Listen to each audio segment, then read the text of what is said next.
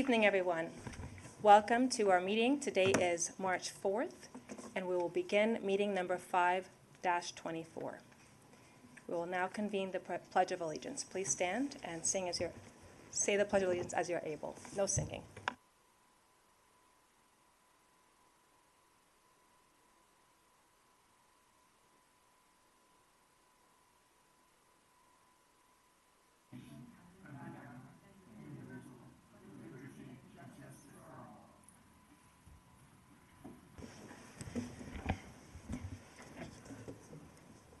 So I'll just go out of order to say we are celebrating one thing. We're thinking about singing, but we won't do it today on a live camera. But we have a council member who's celebrating a birthday today, and I just wanted to take a point of privilege to say happy birthday to Councilmember Shaw. Thank you, Madam Mayor. The singing will be after the meeting. And You got the cake. All right. So now we're moving to agenda review. Ms. Taylor Farrell, do we have any changes to agenda? Madam Mayor and council members, we have no changes to the agenda for this evening. Great, thank you. We did share a note among us that there may be a little bit more time on the proposed budget, but we'll see how that goes. And thank you for adding some in our list here. All right, we'll be moving to the city manager's report. Welcome, Mrs. Simo. Good evening, Madam Mayor and council members. We wish to thank all of our community members who have completed the city's Community Budget Priority Survey for fiscal year 2025 budget.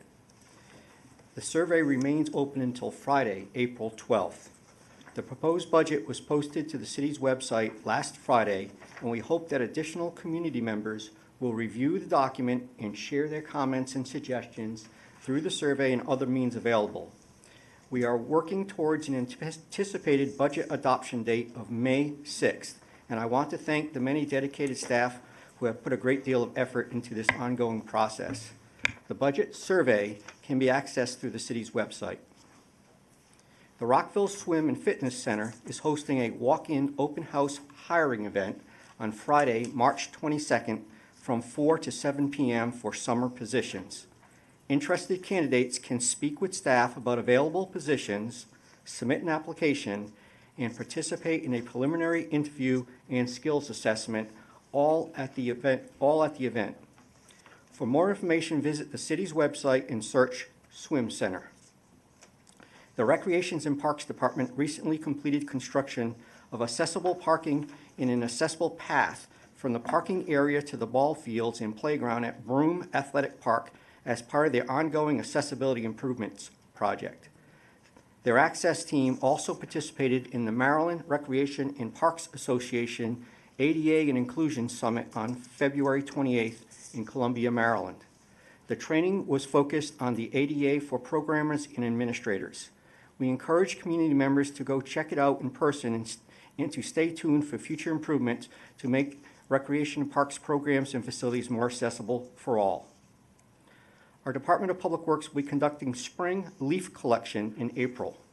As warmer days lead to spring yard cleanups, residents should check the map on the city's website to make sure of the days DPW will be in their area. As it is now tax season, the City of Rockville is hosting volunteers from the Montgomery County Volunteer Income Tax Assistance Program, or VITA, at the Senior Center on Carnation Drive. VITA is available to all Montgomery County residents of low and moderate income, as well as seniors of any income level. Volunteer hours are also scheduled at various county-owned sites, such as the Montgomery County Public Library and Town Center and Montgomery County's Community Action Agency office at 1401 Rockville Pike. Appointments are required and can be scheduled by visiting montgomerycountymd.gov and searching cashback, or by calling 240-777-1123. City of Rockville staff continue to improve their service to the community by attaining new professional credentials. Parks and Facility Manager Robbie Beadler and Recreation and Parks Maintenance Worker Ken Bailey graduated from the National Recreation and Parks Association's Parks Maintenance Management School this year. Congratulations to both gentlemen and their managers and co-workers who helped support their efforts. And finally, don't forget to set your clocks forward 1 hour next Sunday morning at 2 a.m. for daylight savings time. We also encourage you to check smoke alarms and carbon monoxide detectors to make sure they are in working order. Thank you, and this concludes my report for this evening. Thank you, Mrs. Simoneau. I just wanted to put a plug on two things. One is a statement that we swore in Officer Tamika Boyd this afternoon, and we are excited to see our police department attract additional police members. Ms. Boyd comes to us from Howard County, I believe, and she will be joining on the 15th. So welcome to Officer Boyd. And then you've mentioned this in the past, but March 8th, since it's coming up very soon, is International Night. I believe it's at 6 p.m. at the Fitzgerald Theater. So just make sure you go online and take a look. It's free, and it's a wonderful event for our community. We hope that you'll join us. Any other comments or questions on the city manager's report? Great. Thank you all. We'll be moving to proclamations and recognitions. We have one for today to celebrate and honor Harriet Tubman Day.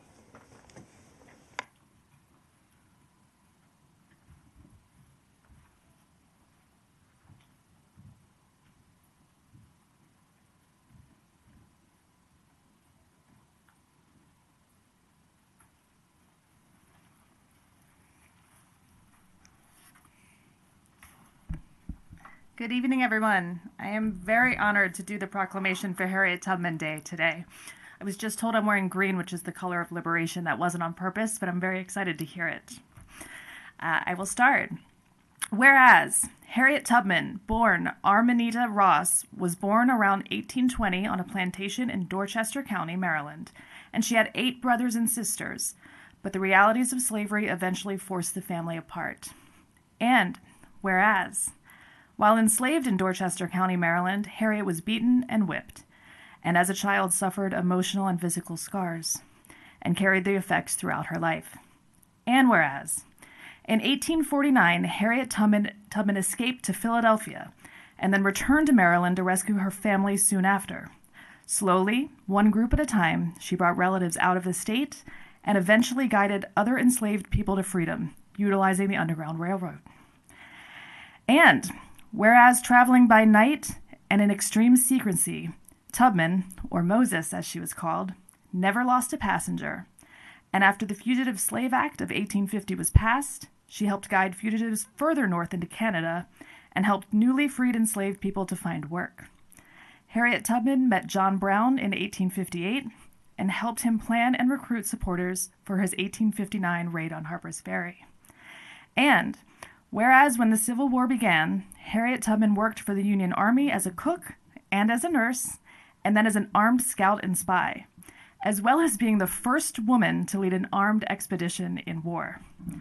And whereas, after the Civil War, Harriet Tubman retired to the family home on property she had purchased in 1859 in Auburn, New York, where she cared for her aging parents. And whereas, Harriet Tubman was active in the women's suffrage movement until illness overtook her, and she moved to a home for elderly African Americans that she had helped establish years earlier. And whereas, Harriet Tubman became an icon of courage, resilience, determination, and freedom. And on March 9, 1990, President George Bush Sr. proclaimed March 10th as a national holiday to honor her on her birthday. Now, therefore, the Mayor and Council of the City of Rockville, Maryland, do hereby proclaim March 10th, 2024, as Harriet Tubman Day, and call upon the people of Rockville to observe this day and help our families, friends, neighbors, co-workers, and leaders to understand the value of Harriet Tubman's service and life to America and to Maryland. I move the proclamation. Proclamation has been moved and seconded. All those in favor, please raise your hand and say aye. Aye. It is unanimous. That is such an impressive list of things for one human to have done. We have Miss Anita Neal Powell, President of the Historic District Commission, to come receive the proclamation. I'll come around. Come up here with me.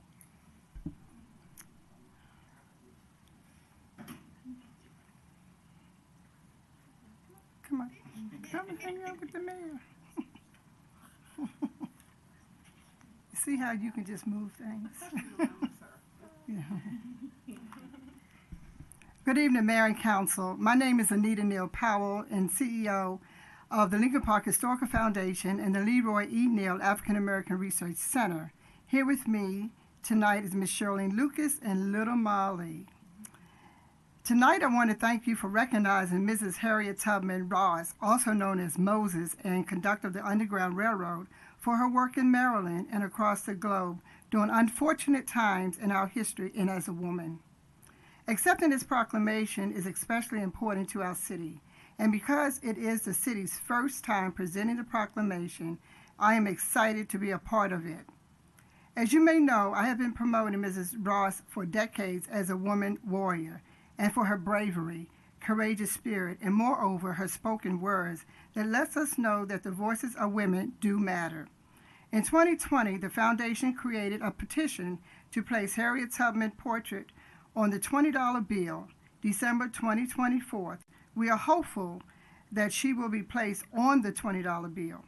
We are asking if you are interested in joining and would like to sign the petition, contact us and we will share the link with you.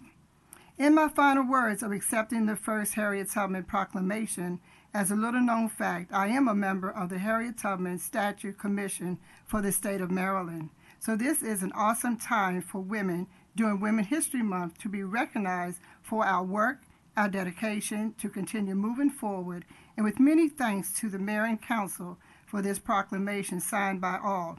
And as a part of the history of the city of Rockville, we salute you for taking the first step and recognizing Mrs. Harriet Tubman, the conductor for this 2024 Women's History Month.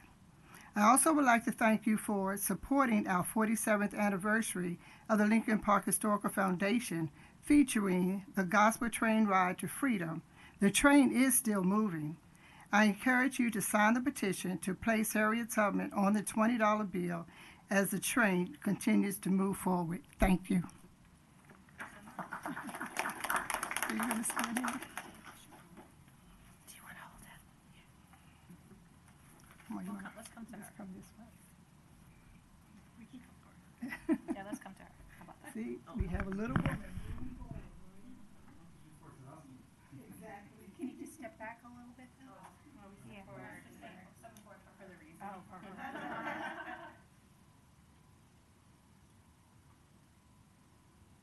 One more. Okay, thank you.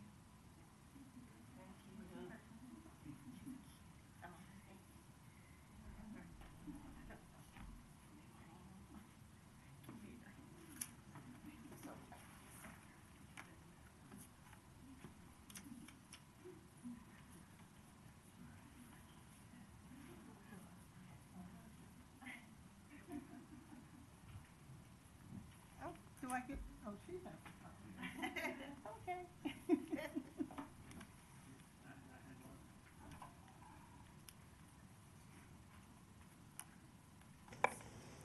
Thank you very much. Appreciate that opportunity to pause and celebrate and remember our history. We'll now move on to Agenda Item 6, Boards and Commissions Appointments and Reappointments. Council, will you please consider the commission appointments and make motions as Councilmember Jackson? Yes, Mayor. I would like to appoint Michael Patrick to the Financial Advisory Board for a new appointment to serve a 3-year term until March 1st, 2027. Do we have a second? Second? Thank you, Councilmember Fulton. All those in favor, please raise your hand and say aye. It is unanimous. Thank you. Councilmember Larry. Madam Mayor, I nominate Eric M. Schneider for a new appointment to serve a 2-year term until March 1st, 2026, and Robert Ross, reappointed to serve a 3-year term until February 1st, 2027, on the Community Policing Advisory Board. Second. Councilmember Jackson, second. All those in favor, please raise your hand and say aye. Aye. It is unanimous. Thank you. All right. We now will be turning to Community Forum. I see that there is one written comment. Do we have any other submissions? Ms. Taylor Farrell. Ms. Moore, she'll be attending virtual. She has written and virtual comments. Wonderful, thank you. Ms. Moore? The floor is yours.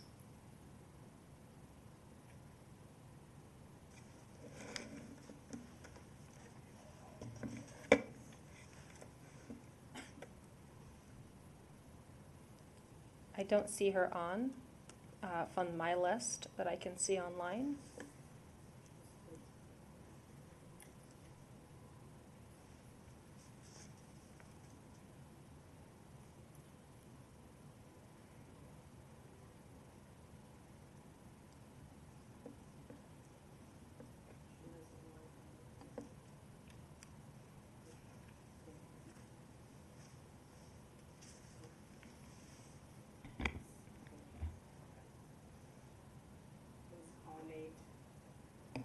Sorry, it was a call made to her. She didn't pick up and she's not logged in. Thank you very much. I believe she was speaking on, as a member of the Human Services Advisory Commission, and we appreciate her sending her written remarks. We'll review those. Thank you. And they'll also be part of the budget public record. Thank you. All right, we'll move on to our budget presentation. We are kicking off the year to plan for what we will fund and the programs we will lead. Just logged in. Did I hear someone sign on just now? Yes, this is Danny. She just logged in. Let me. Okay, we'll do a pause. We'll be flexible. All right. Ms. Moore, the floor is yours. Good evening. Thank you. I finally made it. Good to be here. All right. Good evening to everyone. My name is Deborah Moore, and I'm here representing the Human Services Advisory Commission concerning the upcoming budget. I'm honored to serve as one of 2 consumer representatives on the commission as part of our efforts to collaborate with other city commissions. I'm also honored to serve as our commission's liaison with the Education Commission.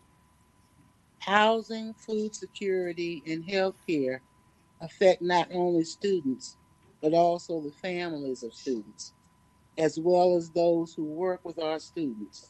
Strong funding to caregiving organizations and agencies that provide these services is essential. And here are 3 examples. Rockville Emergency Assistance Program, REAP, which helps Rockville residents avoid eviction or utility termination. Manna Food Center, which provides access to nutritious food to those experiencing hunger and food insecurity, and Mansfield Casement Clinic and Mobile Med, which provide health care and health education to underserved, uninsured, insured, low-income, and Medicare and Medicaid residents.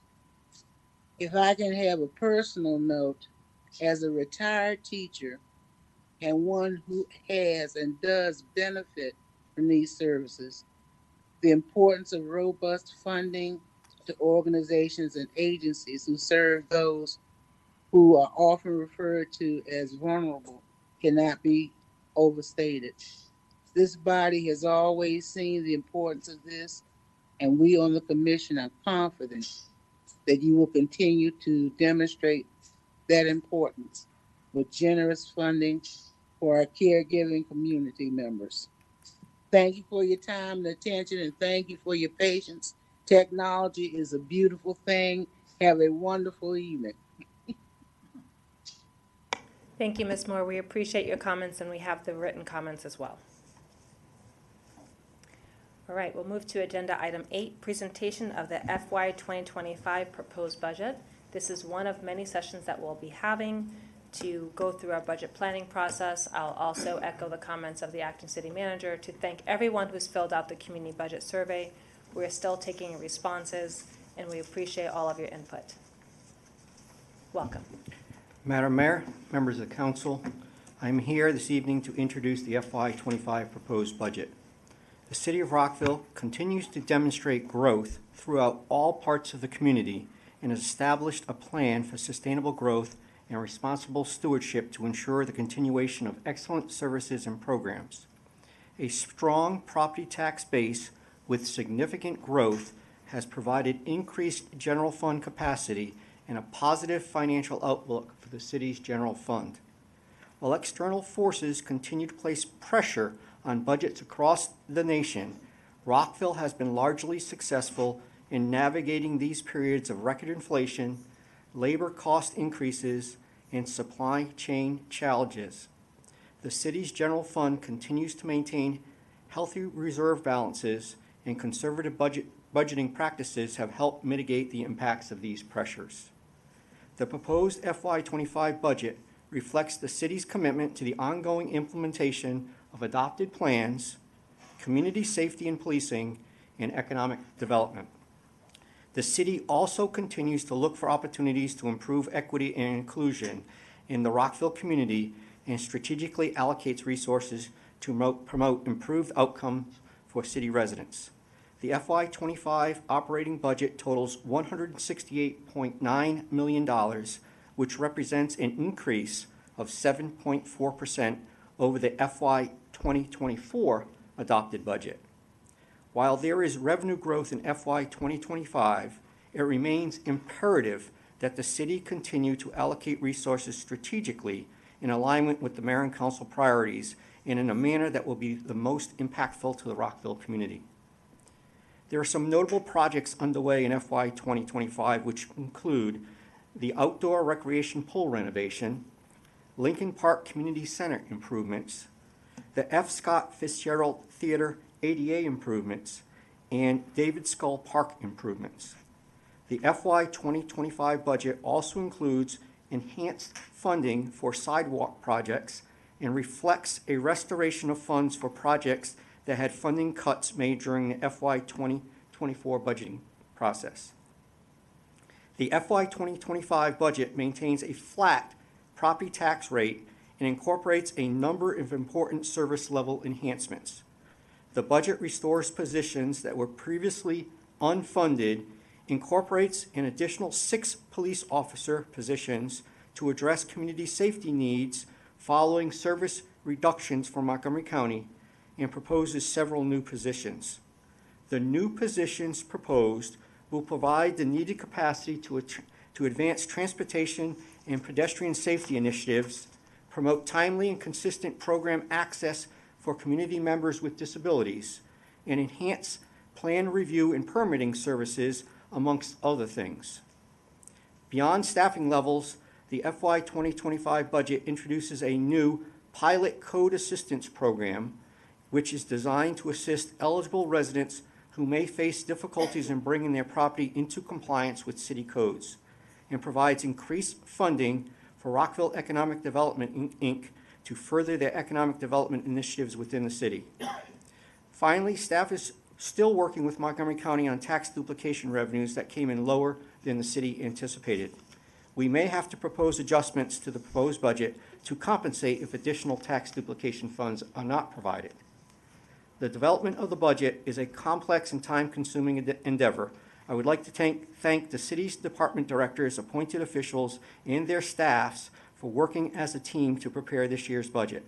I also wish to express my appreciation to the budget team in the finance department to strive to ensure that all financial and budget information is transparent, understandable, and accessible to the public. I am particularly grateful for the leadership and guidance provided by the city's mayor and council. For members of the public, the proposed budget can be found at www.rockvillemd.gov/budget. Now I'll turn the formal presentation over to Ms. Francisco. Thank you. Good evening, Madam Mayor and members of the council. We have prepared a presentation on the FY 2025 proposed budget. The budget document is 390 pages long, and this presentation is intended to provide an overview and highlights of its contents. While it's not possible to cover every funded element in the budget, we do hope that this information is helpful as we prepare to hold public hearings and work sessions over the next 2 months. This presentation this evening will cover highlights on the citywide budget, budget priority areas, highlights in the general fund, personnel and staffing levels, proposed utility rates, highlights of the capital improvements program, also called the CIP, planned debt issuance, and community engagement. Let's dive in and take a look at the citywide budget proposed for FY 2025. The FY 2025 proposed operating budget totals $168.9 million across all funds. The pie chart displayed shows how the budget is allocated by fund. The general fund makes up 65% of the budget. The city's utility funds, water, sewer, refuse, and stormwater, make up 27% of the budget. The remaining 8% is attributable to the other funds. This chart provides a 10-year view of the city's adopted operating budgets. Over the last 10 years, the budget has grown 36.9%. The FY 2025 budget reflects a 7.4% growth citywide, which is significant. The overall budget priorities that resulted from the Mayor and Council's FY 2025 budget priority discussions include the ongoing implementation of adopted plans, community safety and policing, and economic development. The city also continues to look for opportunities to improve equity and inclusion in the Rockville community. The FY 2025 proposed budget includes funding for a new program access supervisor position. This position will establish a new program access office within Recreation and Parks and will centralize recreation program modification requests. This will provide continuity and consistency for participants with disabilities across all programs.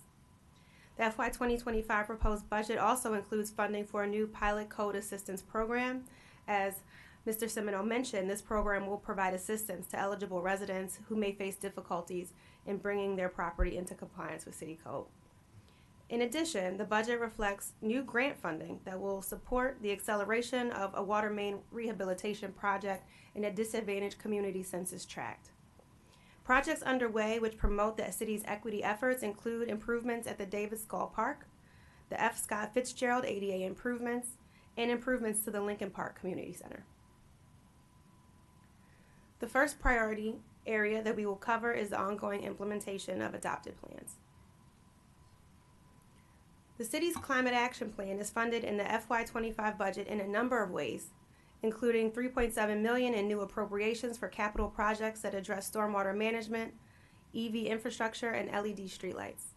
The budget also includes ongoing funding for the Stormwater Incentive Program, annual facility energy efficiency audits, and the composting program.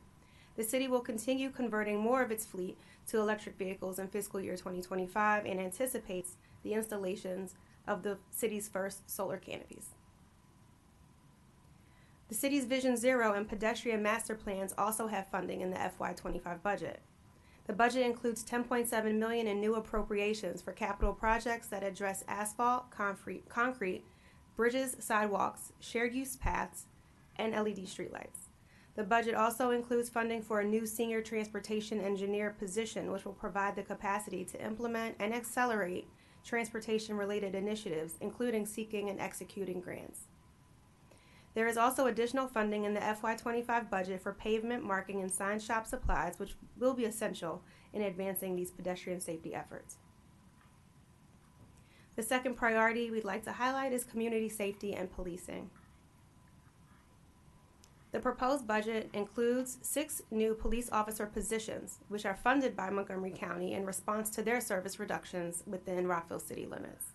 These added positions will help Rockville take on the primary response roles in calls for service within the city, a responsibility that was previously shared with Montgomery County. The FY 25 budget includes a new police specialty pay differential, which provides compensation to officers with specialized skills and certifications. Rockville officers can anticipate the implementation of the Police Deferred Retirement Option Program, also called DROP, and implementation of the new final average earnings calculation in FY 25. These initiatives enhance the pension benefits for Rockville officers and will assist in officer retention efforts. The FY 25 budget includes funding for new internal investigation software, a new cloud-based interview room camera, and continued funding for the police mental health specialist contract. A $1.5 million replacement of the mobile and carried police radios is also planned for FY 2025, and you will see this item in a budget amendment brought before you on March 18th. The third priority area to highlight is economic development.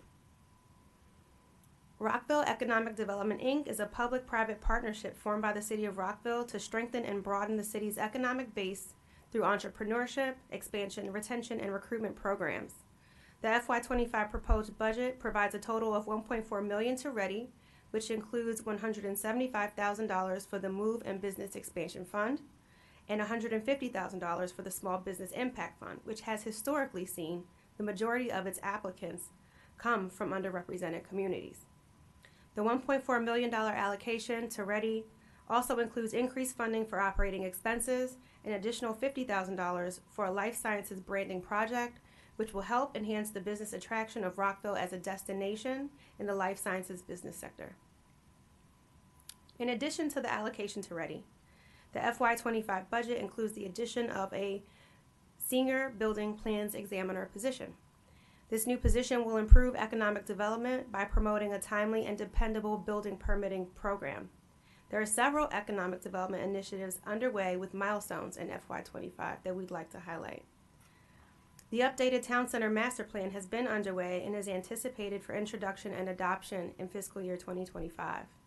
In addition, the Rockville Metro Station visioning and concept design is also underway in partnership with WMATA and Montgomery County. This initiative seeks to identify opportunities to increase transit ridership by improving site access and incorporating mixed-use development on Metro-owned property at the station. This will continue into FY 2025 with public workshops and a final recommendation for Mayor and Council consideration. Now I'll transition into general fund highlights. As I shared earlier, the general fund is the principal operating fund for the city and represents 65% of the total operating budget. The general fund has a proposed operating budget of $109.7 million. This is a 7.9% increase from the FY 2024 adopted budget. Much of this budgetary growth comes from increased revenues. This pie chart shows general fund revenues by type, and as we can see, property taxes are the single largest general fund revenue. The next largest category is revenue from other governments. Within revenue from other governments, there is income tax, tax duplication, admission and amusement tax, highway user revenue, and a police protection grant. The City of Rockville's real property tax rate remains flat at 29.2 cents for every $100 of assessed value, and the city has not increased the property tax rate since 1995. SDAT reassesses real property every 3 years, and tax bills are based on those assessments. One part of the city was recently reassessed, and these updated assessed values demonstrate growth in the real property assessable basis across commercial, residential, and mixed-use properties in Rockville. For homeowners, any increase to assessed value is phased in equally over a 3-year period. This provides budgetary stability and predictability for this major revenue source. The chart shown is a 10-year history of assessed values in the city. The real taxable assessed value increased 4.8% from FY24 to FY25. The largest drivers of revenue increases in the FY25 proposed budget are property tax, tax duplication, highway user revenues, and red light camera citation revenues. We anticipate some adjustments to the tax duplication revenues in the proposed budget, and we plan to share an update at the March 18th budget work session. This chart shows general fund expenditures by type. We can see that personnel costs are the largest expenditure for the general fund, followed by operating costs and transfers. The FY25 personnel costs reflect a 9% increase over FY 2024, while contractual services are increasing 13.7%. Commodities are decreasing 12.8%, and capital outlay is proposed to increase by 1.7%. The other expenditures category includes payments to caregiver agencies, outside organizations, and Ready. The overall growth in expenditures is driven by 14.6 additional positions in the general fund, employee benefits costs, and increases in software subscriptions and contractual services. Now let's take a look at the personnel and staffing levels reflected in the FY25 proposed budget.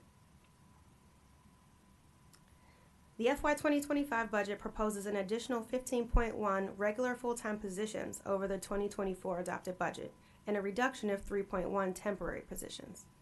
14.6 of the added positions are funded in the general fund, with 1.5 position in the water fund. All in all, this reflects a 1.9 increase in staffing levels from the 24 budget. The chart provides a 5-year history of citywide staffing levels for your review. The proposed budget restores 3 positions that were previously unfunded due to budget constraints. An additional 6 police officers are also added to address the service reductions from Montgomery County. The 6.1 new positions specifically provide capacity to better support city boards, commissions, and task forces, to enhance plan review services in support of more streamlined economic development, and provide added resources to manage the growth in the city for disbursement volume and IT help desk support needs. The new positions also provide capacity that will advance Vision Zero and pedestrian master plan initiatives, ensure compliance with the Safe Drinking Water Act, and promote equitable access to city programs, and expand the services at Rockville's Montrose Discovery Preschool. Several of the additions are increases to existing positions in the city, and those are noted with an asterisk on this slide.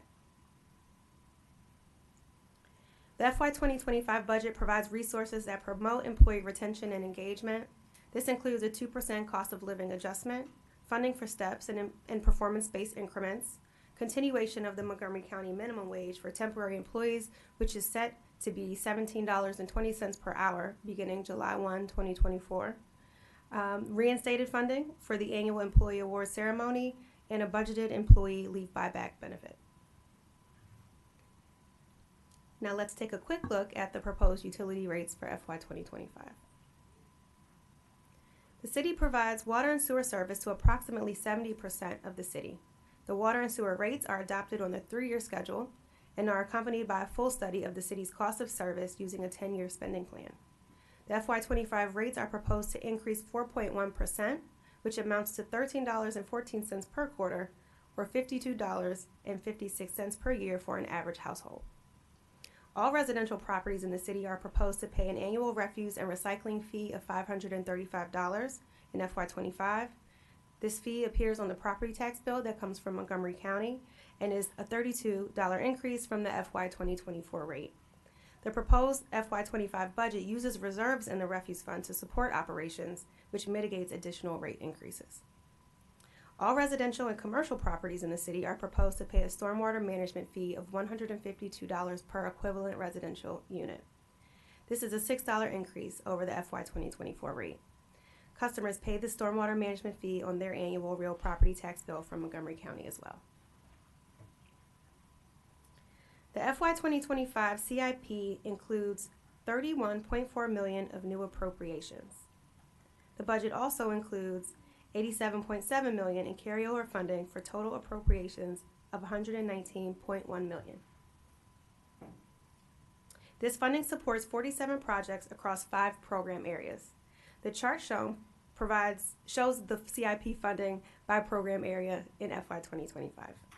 Utilities, transportation, and recreation and parks program areas make up the largest parts of the FY 25 capital budget, though this varies by year depending on what activities and initiatives are underway.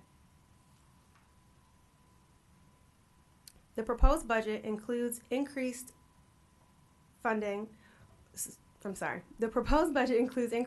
levels for sidewalks, playground structure replacements, and LED streetlight conversions.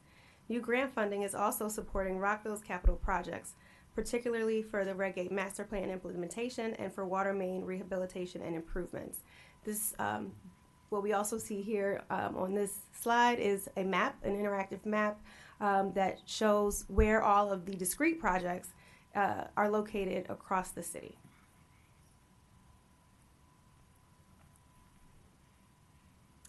And this slide discusses the projects with the increased funding levels in FY 2025 and those with the grants that I just referenced. As mentioned earlier by Mr. Semino, there are some major projects that will be under construction in FY 2025. These include the outdoor recreation pool renovation, Lincoln Park Community Center improvements, the F. Scott Fitzgerald Theater ADA improvements, and Davis Hall Park improvements. Of course, there are other projects that will continue to address ongoing maintenance and improvements to the city's paths, roadways, sidewalks, stormwater facilities, and water and sewer infrastructure.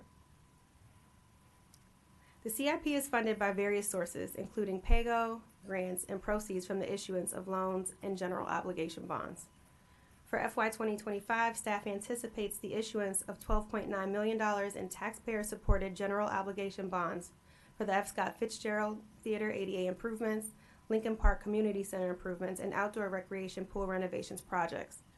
In addition, staff anticipates the issuance of $14 million in enterprise bonds to support infrastructure projects in the water and sewer funds. An additional $5.1 million loan from MDE, Drinking Water State Revolving Fund, will support the water main rehab and improvements in FY 2025. We would like to remind the public of some opportunities to provide feedback with the budget process. And that includes the Community Budget Priority Survey. This will be available until April 12th. This is available in 5 languages. You can access the survey by using the QR code on the screen or by visiting rockvillemd.gov/budget. In addition, we will also hold 2 more budget public hearings on March 18th and April 8th. You can sign up to speak or send in written testimony to the City Clerk's office. This concludes my presentation on the proposed fiscal year 2025 budget. I would like to sincerely thank the many members of staff who contributed to the preparation of the budget and to my budget team who's worked tirelessly to bring together this document for your consideration. We look forward to the 3 budget work sessions that will follow and want to encourage the mayor and council to send us any questions that you have as you go through the document. We know it's big, there's a lot there, but please send us any questions that you have. We will also have the full budget priority survey report attached with the March 18th agenda for your review ahead of that meeting. Thank you, Ms. Francesco. We really appreciate your work and the work of the entire finance team. I also know that the departments go through a very deliberate process working with the city manager's office. So it's everyone at the leadership and senior team level, and many folks in each department have been working on this. So I want to thank you. I know it takes a lot of time and energy and thoughtful planning. So we appreciate all the hard work that you pulled together. I will say I think the budget is very well done. I know that we have had years where we've had to redo the budget, whether it's COVID or planning for supply chain increases. So I know this is not always easy, and you try to look very closely in your crystal ball to try to predict things out. So thank you for all the work there, and I wanted to acknowledge it. I have a few questions myself. I know all of my colleagues have been reviewing the budget over the weekend when it was released on the 1st. And have been talking to the acting city manager about questions or have even sent in questions. So I wanted to note that we won't ask them all this evening, but there are some high-level things that I know we wanted to just start out about the process and general understanding on the budget. So I see Councilmember Fulton, I see Councilmember Van Grack. Thank you, and then Councilmember Valeri. Thank you very much. First of all, again, I really do appreciate how well put together it is. It's easy to understand, it's easy to follow, and it's aligned to the priorities we told you. So I'm really grateful for that. A couple high-level things to just let you know what I'll be looking at in the work sessions and maybe some theme-related things. In general, it's difficult to evaluate like a proposal or any funding request without knowing what's not there, right? Everything looks good. Everything looks like it should be funded. So I know a lot of my colleagues have said, well, you know, is there enough here? Is there enough there? What about this? So it will be helpful to know what the trade-off is we're making as we make these decisions. Some examples that I just saw when I looked through, I know we're maintaining the compost program. I've heard a lot of requests for expanding the composting program. We've talked a lot about expanding youth programming that would achieve a lot of our goals. I'm not suggesting that, like, I'm just giving examples of things that I want to know what's not there so we can make sure we're making the right decisions. 2 other points. One of the other things we've talked about quite a bit that is a priority for this body is community outreach and engagement. I was surprised to not see some funding for whether it's personnel there or software there or tracking there or something to help us with that. And also, I look forward to seeing the full community survey and seeing how this budget is influenced by what the community's already told us. Like that's not there yet. That'll be useful. The last thing is pretty particular to me. I'm a good government person. It's one of my priorities. So I'll be interested to know, there were some modernization efforts I saw in there, particularly for the police department. If there's anything else that the city needs to modernize our programs, our services, to be good for the community, that's another area that I'd be interested in as well. But overall, thank you very much. I think it's a great presentation, and I really look forward to digging in the work sessions and hearing from the community on what they want. Thanks. Thank you, Councilmember Fulton. Team, did you have anything to respond to at this moment? I would just like to respond to Councilmember Fulton's comment about the outreach and engagement. We are prepared after the mayor and council retreat, if it's the will of the body, to fund an outside consultant to engage in a plan. We are prepared, and we do have enough funds to move that into that area, and we are anticipating that. Really glad to hear that. Thank you, City Manager. Thank you, and I'm going to hold my questions to the end after all of my colleagues go. With that, Councilmember Van Grack. Thank you. First, Ms. Francisco and the whole department, I just want to echo what the mayor and Councilmember Fulton said. Fantastic job. I know how much work goes into this. I know that this is not just a couple month thing for you. This is a year-long endeavor. So excellent job. The detail is there. I know that we've gone back and forth a bunch this weekend, and I know I've already been submitting kind of some questions, but I just have a couple of things I just wanted to address. One of which was, I know there was one kind of point in question that I submitted to you and went back, and I want to make sure that we understand kind of where I'm looking at, because I know that myself and just about all of my colleagues, as you noted in your presentation, prioritizes public safety, and that includes the police department. And I want to make sure that we're making our decisions with kind of the right understanding of where we're going with our funds. So as you aptly put, and directly, there's 6 full-time employees that we're being funded because of the reduction of services from Montgomery County. And I know that we're adding and we're noting those addition. And so the question that I had, and I know you're probably going to get back with some figures, is if those are full-time employees that really had a place in Rockville before because of Montgomery County was providing the funding for those full-time employees that are being replaced now, is the funding levels that we're seeing in this budget for fiscal year 2025, including the funds that we're receiving from Montgomery County in those additions, or have that not been inputted yet?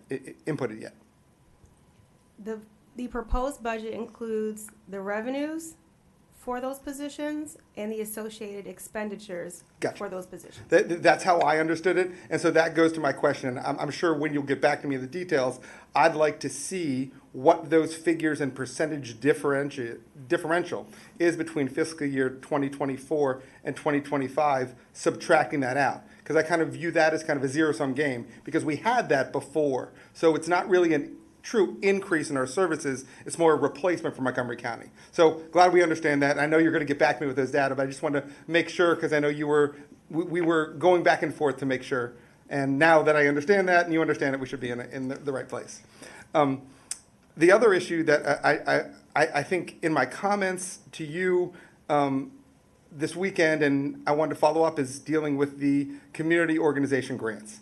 And some of my concerns came from the different entities that are there. Again, because I know that this body, myself included, had a priority, as you properly noted, of public safety and security. I know, for example, the Rockville Volunteer Fire Department is included in that. And I'm kind of wondering whether that, and I know that in the past, the mayor and council has had that in that same location within the budget, whether that's really kind of a community organization as opposed to providing public service to the city. And I know that's not a time, but I'm just kind of noting that's, I think, something that during the work sessions we might be discussing. Similarly, and I didn't know, and I know you were probably going to get back to me, with the Rockville Sister Cities Corporation. There, I noted with the Charter Review Commission as a commission of the city, and whether we're funding that as part of the community organization grants, because they're also, as my understanding, their own entity as well. So I know that you probably don't have an answer now as to where, but I think during the budget work sessions, it's something that I at least want to explore, whether all of the community organization grants that we're looking at are truly placed in the budget of the proper location compared to what we're attempting to do with supporting, because I know we also support a lot of wonderful nonprofits that are doing wonderful things in the city, but I also want to make sure some of the services like fire prevention, and fire fighting within our city and EMS services are also made sure and maintained at the right level. My final question was just, and I think we've gotten the answer, because I think I had followed up with some of my questions, but I think we heard from the city manager that we are going to be receiving the application grants from those community organization grants, so we understand what we're potentially funding as opposed to just the entity. And I don't know if that's a question for you, the city manager, but just to make sure that that is something that we're going to see. That is correct, and also you will see who put in grants and who did not put in grants when you see that also, because occasionally we do have some requests from outside agencies asking for money, but they did not necessarily participate in the process. Excellent. Obviously, I've got a lot more things to talk about in the budget, which we'll get to in the workstations, but from an overall perspective, that addresses what I need to, so thank you so much. And again, fantastic job. Thanks so much. Thank you. Councilmember Valeri. I'm going to just co-sign everything both council members Fulton and Van Grack said. Having read through the city budgets for way too long, I'm always impressed, but I think that probably this year is one of the best, most clear, laid out versions of the budget that I've had the honor to read. I have 2 points. I too have a lot of questions. I'm going to reserve a lot of them for email per your request. I definitely will have some more that come up during the work session, but I also want to acknowledge that I agree with a lot of what my colleagues said as well. I do want to note a couple of things. One, that we need to also consider that Vision Zero falls under not only the implementation of our plans, but also public safety. So it can almost be like a double dip, as it were. So I just wanted to note that. I have not seen in a pointed way, or a comprehensive way rather, the CIP ideas from the community. That would be helpful to know going forward. I think that they were in an addendum in a previous agenda, but not knowing what the community has asked of us to inform our decisions, I'm struggling a little bit when I'm looking, at our overall budget and informing my own, thought process. It would be helpful to see those submissions. And I know as a former community association leader, many of us go through a lot of a process to pull those ideas together. So that would just be, and I don't need them right this second, but just down, as soon as we can get them before probably the next hearing, if that's possible. So all of those submissions are considered part of the budget public record. And what we did was attach those with the first budget public hearing. That was November 20th, and they will continue to be attached with the next budget public hearings as part of the budget public record, as well as any other written testimony we receive, as well as the survey response report. All of those things will accompany the budget public hearing items. And that makes total sense, and I thank you for that. If I guess I'll organize it differently in my brain. I was literally just looking for like neighborhood idea, because for me, if I'm going to look at, and thank you, by the way, for the link to the map, how much I love maps. But for me, as a visual learner too, the CIP map helps me to determine where there are geographic disparities and deficiencies and where we're investing in communities. So, for instance, I carve out around F. Scott Fitzgerald and Glenview, because although that is on the east side of the city, that is those are citywide spaces and not necessarily a neighborhood space per se. But for me, in order to be thoughtful about it, I need to know what has been proposed, what has already been funded, and so kind of seeing all that is kind of my thought process on that note, and I think you, was I mistaken that you said that the latest update of the community budget survey was at the end of this agenda? Because I didn't see it in the agenda book. No, you'll see it with the next one. On Friday. On Friday. Yes. Okay, cool. All right. Because I was like, am I missing something? Like, I'm like scrolling furiously. Because that's another point too. If we have the data, and I'm really glad to hear that, looking at staffing up community engagement and outreach, then there needs to be a response to the data. We can't just be like, oh, well, we're just not hearing from this part of the city. We have to do something with that data to make sure, again, that equity is achieved. But thank you. And I'll look forward to seeing that and, maybe coming up with a good game plan to address the deficiencies in the budget survey, because I suspect that there still are. Thank you. Any other comments from staff? There's one item that I do just want to clarify from Councilmember Fulton, asking about youth programming. So while it doesn't maybe fit neatly into one of those big priority buckets, there is expanded youth programming in the FY 2025 budget. And those are things that we can dive into a little bit more as we work through our work sessions, and we can try to highlight some of those items. Some of those do come through in the operating sections of the budget document, even though they may not necessarily rise to the level of falling squarely into one of our big priority areas. Thanks so much for getting back to me on that so quick. Appreciate it. Thank you. Councilmember Jackson and then Councilmember Shaw. All right. Thank you, Madam Mayor. First, I echo all the comments of my colleagues. This is a really intensive process, and you guys have done a really great job, both in terms of the briefings that we got and that we continue to get, the presentation that was done tonight. Staff work has been just fantastic in terms of getting it out, getting it together. You guys really do a good job of helping me. I can't speak for anybody else up here, but helping me understand these numbers and what it means to the city. So thank you very much, and please be patient with me as I struggle through it. I want to ask a little bit. First, I want to say that I really think the 1 FTE, the program actus specialist with the recreation and parks, that is a great idea. It's something that I really think is needed in the city, working with people with disabilities and necessary accommodations. So I'm looking forward to finding out exactly what needs are identified through the work that this specialist does.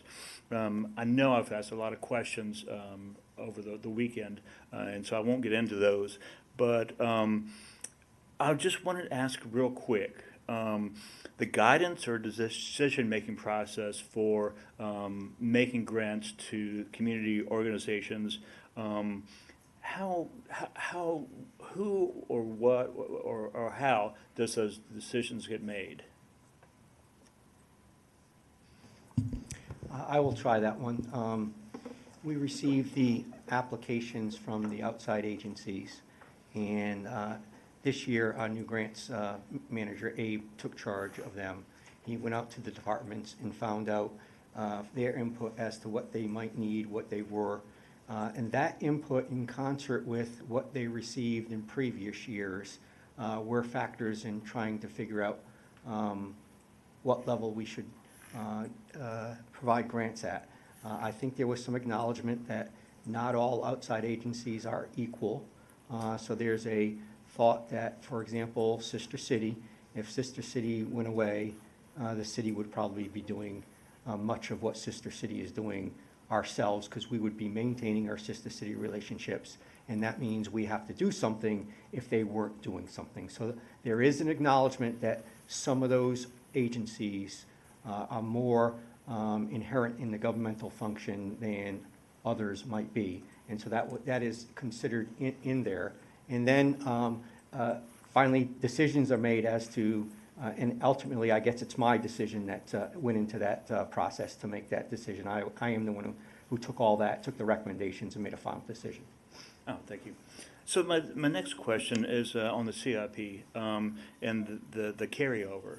So we're talking about fiscal year 2025. I was just curious, is the carryover in the CIP greater this fiscal year than previous cycles, or how does that work? So once we provide a project with an appropriation and that project gets underway, those appropriations don't lapse at the end of the year like they do in the operating budget. So they carry over. That's why they're in the CIP. The CIP is set up intentionally to be multi-year, with the understanding that it takes sometimes years to go through design and construction, and that can take a while. So the carryover funds are just a reflection of what hasn't yet been spent, appropriations that were provided in previous years, and they just haven't been spent down yet. Is this year's carryover larger than previous years? I can't tell you that off the top of my head, but it's not unusual that there are large carryover amounts. And sometimes this is just a factor of having a lot of things going on at one time, and projects are in different phases. And oftentimes, this is another major factor, oftentimes procurement requires that there be a certain level of funding appropriated before a project can be bid out. Because they don't want to bid out a project when there's not any funding or sufficient funding. So sometimes that means we're providing projects like the outdoor pool renovation, for instance, $10 million up front, and it's not being spent right away, but you have to demonstrate that the funding is there before you can go out and bid it. So, it depends on how many projects are happening at any given time and how large they are. Thank you. And thank you for your indulgence, Madam Mayor. Just a couple more questions. And that leads actually to my next question. And it is kind of a specific one, but it's just brought up, so I figure I would ask it. So the senior center entrance, it's funded, the design is funded, but there is no construction funding. Is that correct? And so what happens then? What will the mayor and council have to do to actually get that funded? We are anticipating that construction funding could not be used in FY25. It will be FY26 that we're going to need construction funding. And one of the things that is to that project is we have not yet received a good construction estimate based upon a good first design, 30% design or so. So we're going to be looking for that milestone so that we can get a good cost estimate, and then we can program that into the FY26 likely budget for possible construction funding. All right. And just final thing, I reiterate the comments that were made from my colleagues about community engagement and neighborhood engagement. I was a little bit surprised that there wasn't more emphasis on that in the budget. I realized that it's hard to make those decisions, but I really encourage that whether it's this budget or future budgets, because I think that's really important to get out, engage with the community, and have that back and forth, that dialogue. So thank you, Madam Mayor. Thank you. Councilmember Shaw. I also want to echo my colleagues and thank the budget team for excellent work. Just a couple of questions. I know that the JEDI team is developing a plan, and I do appreciate the first equity and inclusion slide that we have here. Do you anticipate any additional costs from that plan, the JEDI plan that they're creating? There's an anticipation of perhaps a consultant to help complete the plan, but that's all at this time. Okay. And then my second question is, I saw that there was an increase in the minimum wage, and I was just curious, what percentage of the temporary employees are going to be impacted by that increase? Or what percentage of the personnel are the temporary employees that are going to be impacted by that increase? Most of our temporary employees reside within the Rec and Parks Department. Whenever the minimum wage increases, it does oftentimes create compression within that temporary pay scale. The FY25 proposed budget not only provides funding to address the new and higher minimum wage, it also includes funding to address the compression. You don't want a recreation program supervisor making 25 cents more than the person that they're supervising because of those changes and adjustments. So that has already been factored into the budget. In terms of I want to make sure I understand your question. What percentage of the personnel costs are temporary employees? Was that the question? Yes. Okay. Who will be impacted? The people who will be most impacted are the Rec and Parks temps. Okay. In terms of a percentage, I would probably have to do some math on the paper and get you an actual no percentage problem. of the breakout. All right. Thank you. Again, excellent work. Thank you. Thank you. Dr. Miles. Thank you, Madam Mayor. Thanks, staff. Echo thanks of my colleagues, both for the preview sessions and tonight's session. Thanks also for all the hard work that you all put into this.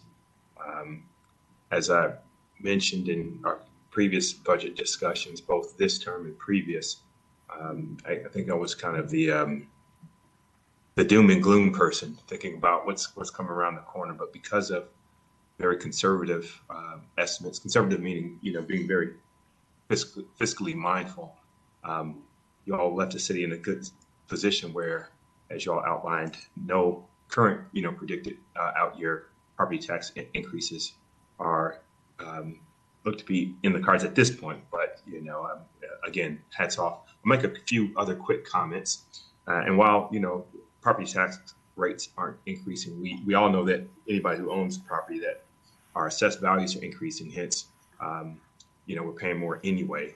But it's good to know that the tax rate itself is not going up. And then, as you all appropriately noted, we're still having to pay for services and keep up with the needed changes to make sure that our water, stormwater, sewer, and everything is maintained up to stuff. And we are working to do the various preventive measures to keep things from falling apart in the future. And for that, hence the increases, as you all outlined. I am super excited that in the context of our public safety discussions, which have been discussed by previous colleagues, I'm glad that we're retaining the mental health specialist. And thinking more broadly about how we fund budgets, the biggest chunk that we get from our revenues is property tax, but I'm glad to see that you all increase funding for business recruitment and retention. Businesses occupy a small share of city land, about 13%, but contribute over 30% to our tax base. So hats off for funding efforts to improve and retain business. I also want to note from a sort of employee standpoint, this is really good news for employees. So looks like we're increasing the proportion of full-time equivalents as opposed to temporary workers. And that's significant for a number of reasons, at least in my estimation.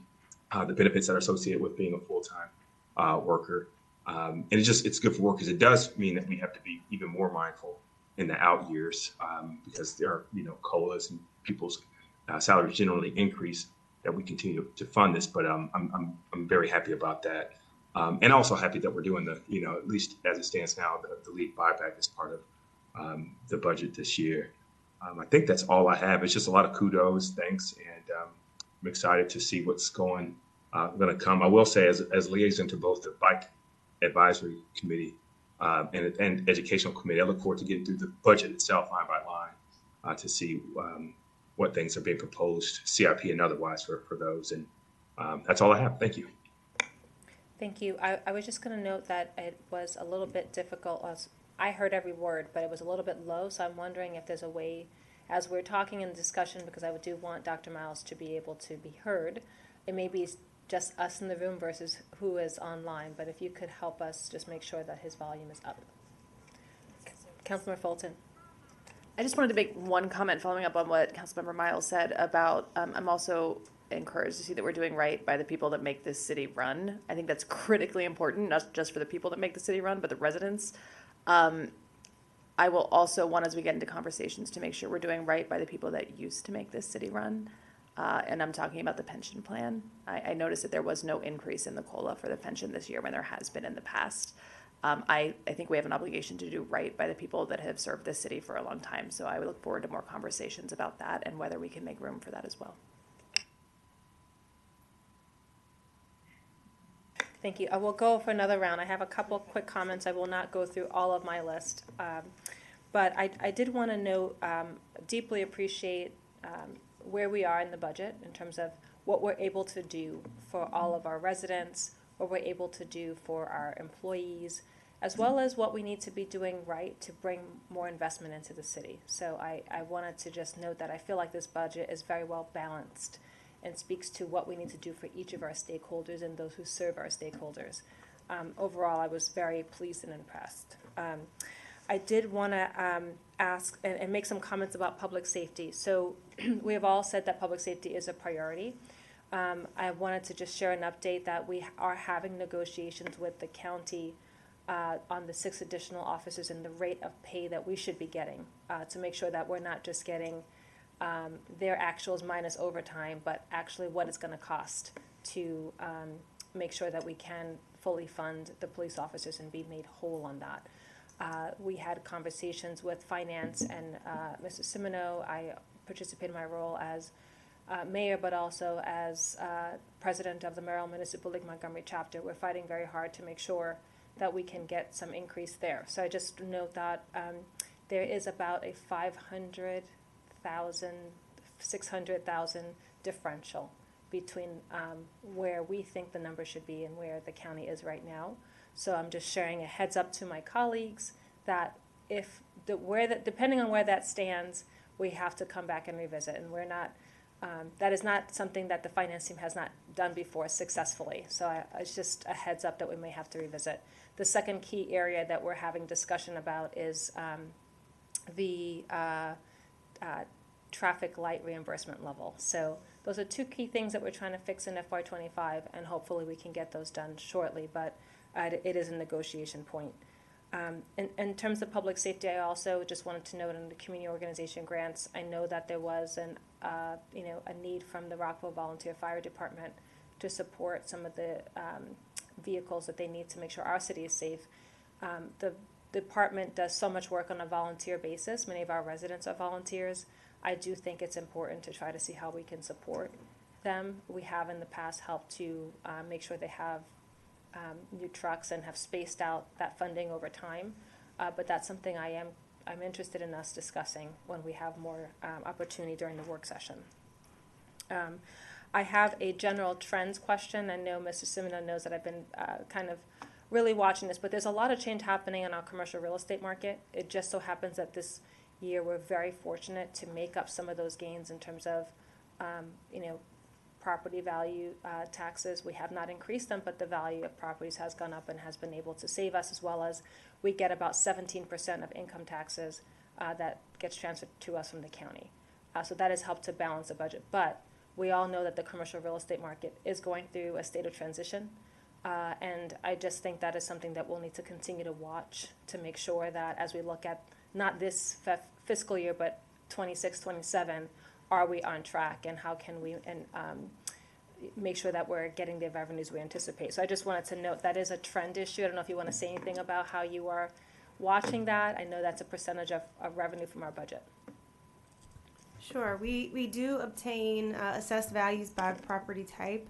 So we're able to look at commercial, industrial, mixed use, residential. We're able to see, as I mentioned when we went through the presentation, that we see growth across all segments. We were actually surprised to see commercial growing because we thought it might remain flat, and we were not previously forecasting increases as strong as they actually came in. So it is an area that we will need to continue to track and monitor, and to your point, Madam Mayor, observe those trends. Thank you. If I could add, additionally, we know there's a correction out there. The office market is, there's more office space out there than is needed, than will be needed. due to the post-pandemic not showing up, et cetera. And so correction needs to happen, and that correction in our area looks like either bioscience or residential.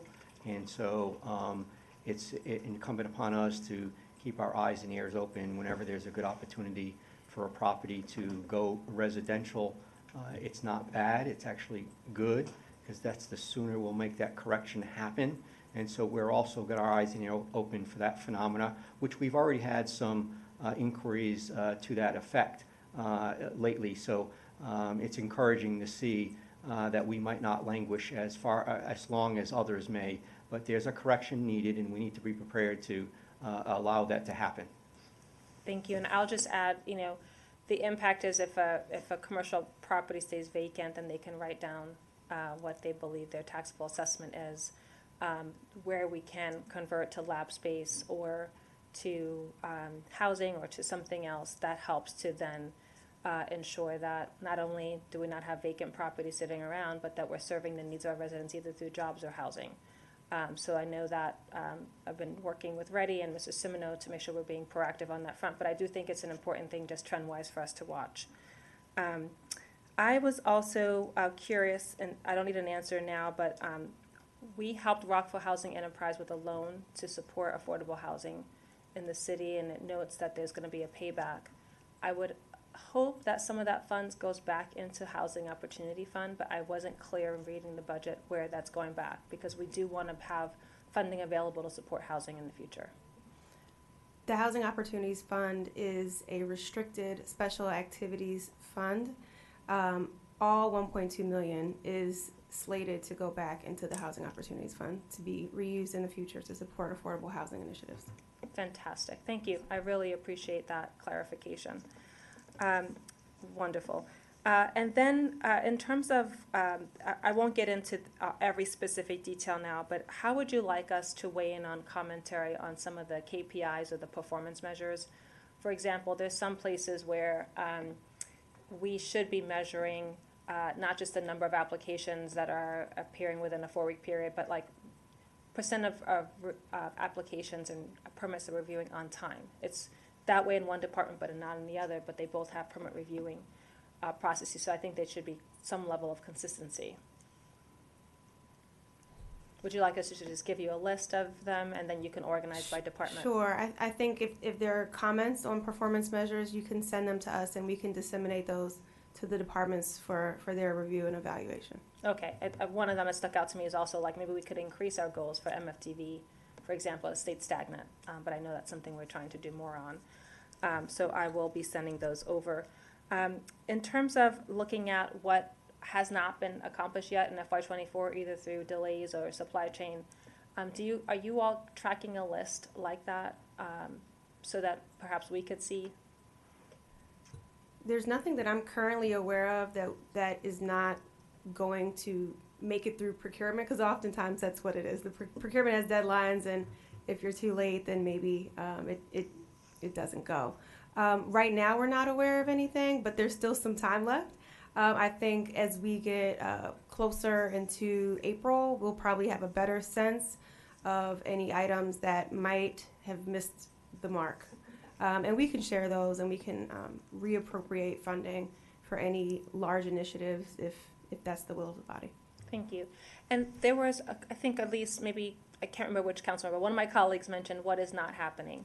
So one example is we had a lot of discussions about movies in the parks and small things like that you can't really see in a big budget bill like that. But how do we know if you're making cuts in areas like that? We have no planned cuts in those areas, but I would suggest if you have questions like that, that we either send them to us, or we can, when we get into each department by department, you can say, are we doing anything with movies in the park and things like that. But there was no cuts that we generated to go out there. So I think it's a program by program question, if you would. Thank you. Yeah, I just didn't want to have a situation where we don't know what to ask, so we don't know what's being cut. Is that what? No, I just want to. That was my point too. Like, many of us are new. A lot of people have done their research and their homework, some more than me. But like, if it's left to us to ask, is there enough here? Where is this? Like, we might miss something. So it might help to be proactive and flip that to what was asked and not granted, what was cut this year from last year, so it's more transparent. We will ask the departments when they come forward to try to summarize anything that they are curtailing that they've done in the current year. It may not be because of funding, just to make sure we can bring those to your attention. I was just gonna, I agree with that, and there may be instances where just public interest shifts, right? And so maybe it's everyone loves pickleball and no one wants to play tennis anymore, so we've converted some tennis courts to pickleball courts, and that's actually happened. That's actually a really good example where, you know, kids aren't into baseball as much as they are into soccer now, and so maybe, you know, reducing one and expanding the other, and those kinds of things do happen, and you won't see that as a line item in a budget document, but our departments are definitely responsive to the needs and requests and changing appetites of the Rockville community. Just to note, that is not necessarily a factual example, it's an exemplary example, right? I'm just going to imagine the baseball folks saying, wait a minute. Okay, just a few more. My colleague mentioned things about plans, right, and how we fund the plans, like we're going to have a DEI plan. I know that we're talking about whether we're going to do a strategic plan. There's also the outreach plan. There's also supposed to be the emergency plan that comes forward. So I'm interested to see making sure that those plans are listed in the performance metrics as coming forward, because I know that we're supposed to be doing some of them, but I couldn't see them specifically called out as that's something we're going to be delivering in FY25. So that was one of the pieces. And if there's funding needed that we are anticipating, I want to make sure that we are planning ahead with at least some seed money. Perhaps the city manager's office has some contingency funds that could start some early activities, but I just didn't want to have plans that we couldn't do for another year, for example. Did you want to make a comment on that, Mr. Simino? I just want to, we spoke about this earlier today, but I just wanted to clarify that, as a matter of fact, tomorrow at senior staff meeting, we're getting a report out on the COOP plan, Continuity of Operations Plan, which is nearing the end, and the Emergency Operations Plan is getting ready for a kickoff, if you would. So I think what's happening is we may have to just report back to you a little more on some of these plans that are moving swimmingly along. So there's no bad news to give you, but sometimes we probably need to let you know that things are going well, so you get that feedback, if you would. But your point about some of those plans showing up in the milestones and the performance measures objectives, if you would, we'll go back through and take another look to make sure we're showing all the ones there. Fantastic, thank you.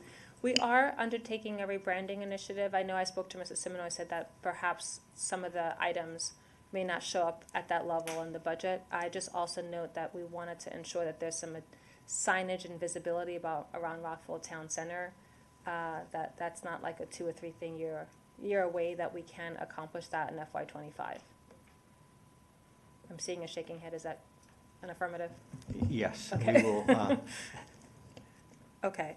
And then just to prepare so we can know what's going on during the budget process, will you be sharing with us by department things like the sidewalk list, HR, for example, the vacancy report? I know that we're not necessarily presenting some of those documents, but we're supposed to receive periodic updates. To the vacancy report, I have a vacancy report that I should be sending you probably tomorrow. So we plan on sending that to you, a revamped report. We've taken out the positions that are funded in multiple funds. We're no longer listing them 3 and 4 times. We're listing them once and putting a note saying they're funded by different departments. So it's a little cleaner for you, and we will send you that out via email. We'll send that to you monthly via email. Fantastic. In relation to understanding what's happening and shifting where we get money, highway user revenue, we know that there was a fix issued by the governor this year to go back to what we were expecting. It is anticipated that fix will not be here next year. When you forecasted down the line, did you use the lower number or the higher number. I just think that's a number that we also have to watch as we think about forecasting, not just for this year, but thinking 5 years ahead. So my understanding is that there would have been a change in legislation to overturn the higher funding levels that were established and put in place. And that did not happen. But my understanding is that that wasn't necessarily a one-year fix, and that it would take the General Assembly to turn over the current legislation to bring those amounts down to lower levels.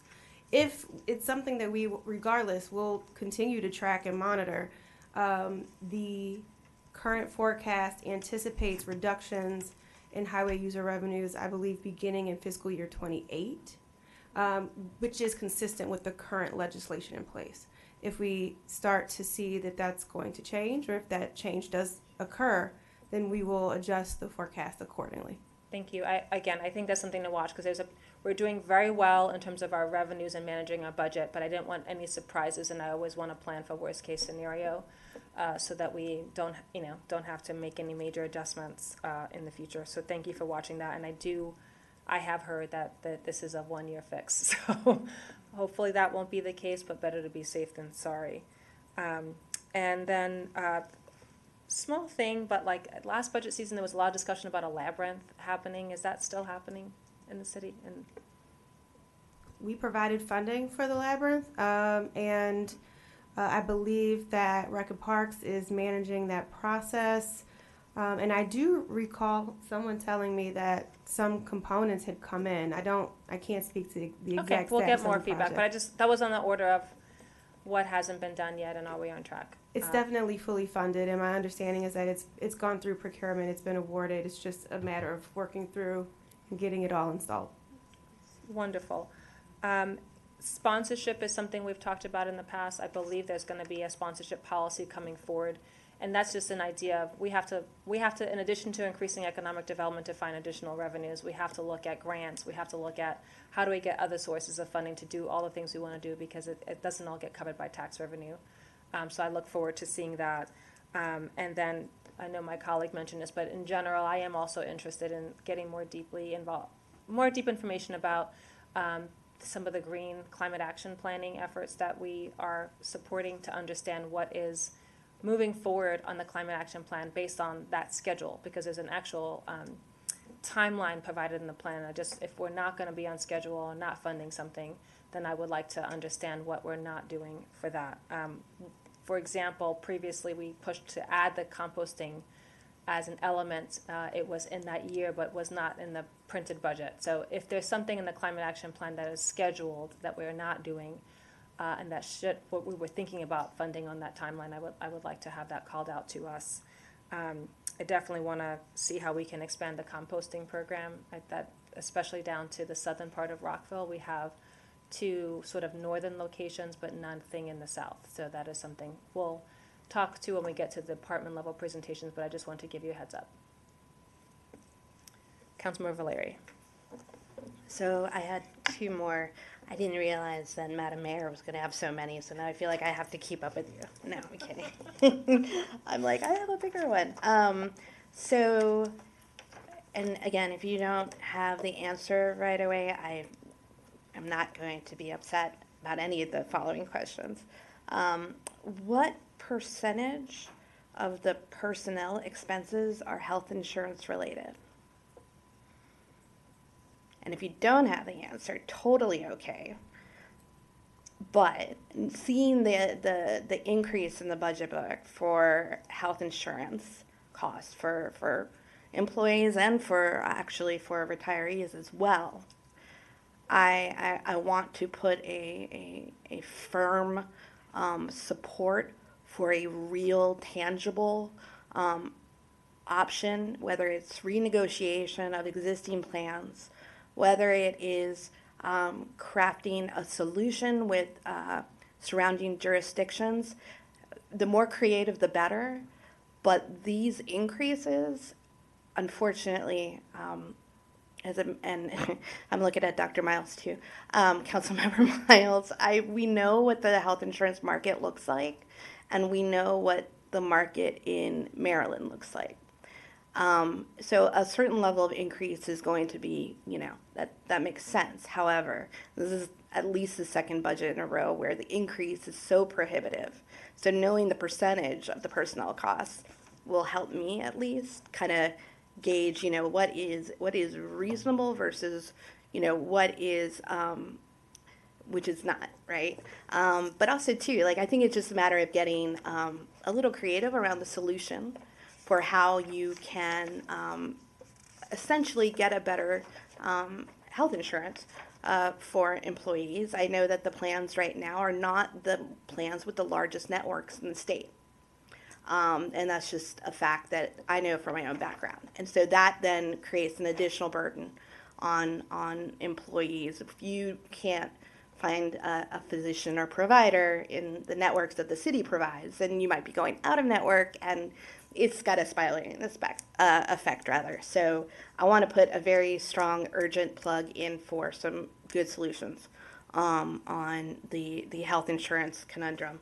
The other percentage, number, total, just for my own edification, maybe others, I would like to see, and you mentioned it earlier around the youth programming, because I was kind of trying to do it on my own, and then I got probably distracted by something else, knowing me. The amount of funding, of city programming in dollar amount for youth programming, I want to compare it to the city investment in senior programming. We know demographic data, we know, vulnerable population data. I'd like to see a comparison of that because I think getting closer to parity, and especially given what we're seeing, the mental health struggles of both populations, but in particular the juvenile justice issues that we're seeing in the city, I would like to see that for my own benefit, maybe others as well. And then finally, again, I'm just going to throw this out there. No need to answer this. I'd like to know, looking at the existing CIP list, how has the community around Davis Skull been engaged around what will be happening at the park, and to see, where is some intentionality behind the outreach there to be inclusive and have the surrounding community be part of the discussion, whatever happens at the park. So that's just it for me. Thank you. I'll just make a comment that because since you raised it, health insurance was a topic I talked a lot about last year, because I think we had a 20% plus increase in one of the plans, not both. At that time, staff said that they were going to be doing some homework to look at other plans, renegotiate. This year, that increase is 13.2% for one of the plans again. So just a heads, it sounds like there will be interest in just understanding where we are in that review process. We have an outside consultant. We are going through a very deliberate process this year to explore alternatives and compare ourselves to other municipalities, et cetera. So we will keep the mayor and council informed as that progresses. Thank you very much. And I will also just echo the comments on just the youth programming. I know that Dr. Miles and I talked a lot about this last term. I know this body really supports that. I think it relates very closely to what we're seeing in terms of juvenile engagement. I'm happy that we are celebrating some of the accomplishments of our young people. I'm happy that we have leadership and training programs through Rec and Parks. There may be something that we need to do more in terms of at-risk youth, because we know that Maryland Department of Juvenile Justice system is completely underfunded, and there is a need to support children at risk as well. So I did see increases in Rec and Parks, but I wasn't sure if that was targeting that audience, or if I didn't see that related increase in HCD, which is our Housing and Community Development, that specializes in that kind of work. So just a heads up, that's something that would be helpful to understand. Councilmember Van Grack. Just really briefly, I'm not going to go through, as I said before, all of my issues, but I just want to echo a few things that my colleagues said. Number one, You probably will see from my comments, one of my issues is concern and make sure that we're fully funding the climate action plan. I know there's some wonderful additions and some wonderful following throughs, but I want to make sure that we're doing everything we can in that endeavor. Number two, echoing what the mayor said, some of my comments that I talked about before and in my comments that I've sent over deal with the Rockville Volunteer Fire Department. They've put together some significant expenditure needs, and I'm concerned that we're not necessarily addressing those needs the way that is necessary. So I want to echo what the mayor said, and I also want to echo what Councilmember Fulton said. I know some of my comments will be addressing that as well, but making sure that our employees and those past employees are seeing the proper COLA increases with regard to their retirement, I think is also something that we need to make sure. So I know my comments address that, but with regard to those advocacy positions, I just want to echo what my colleagues have said. Thank you for introducing the budget. Again, very well done, very balanced, and I hope that we've been able to give a little bit of a signal of, discussions we'll have so staff feels prepared with what we're going to ask, and we'll also follow up with some written questions as well. Well done, thank you. We are going to take a quick break. Let's be back in about 5 minutes. Thank you.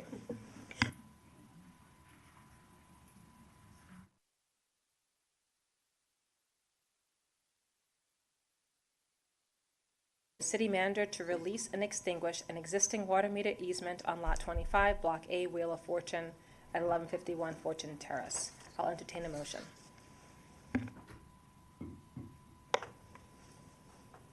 Councilmember Van Graag.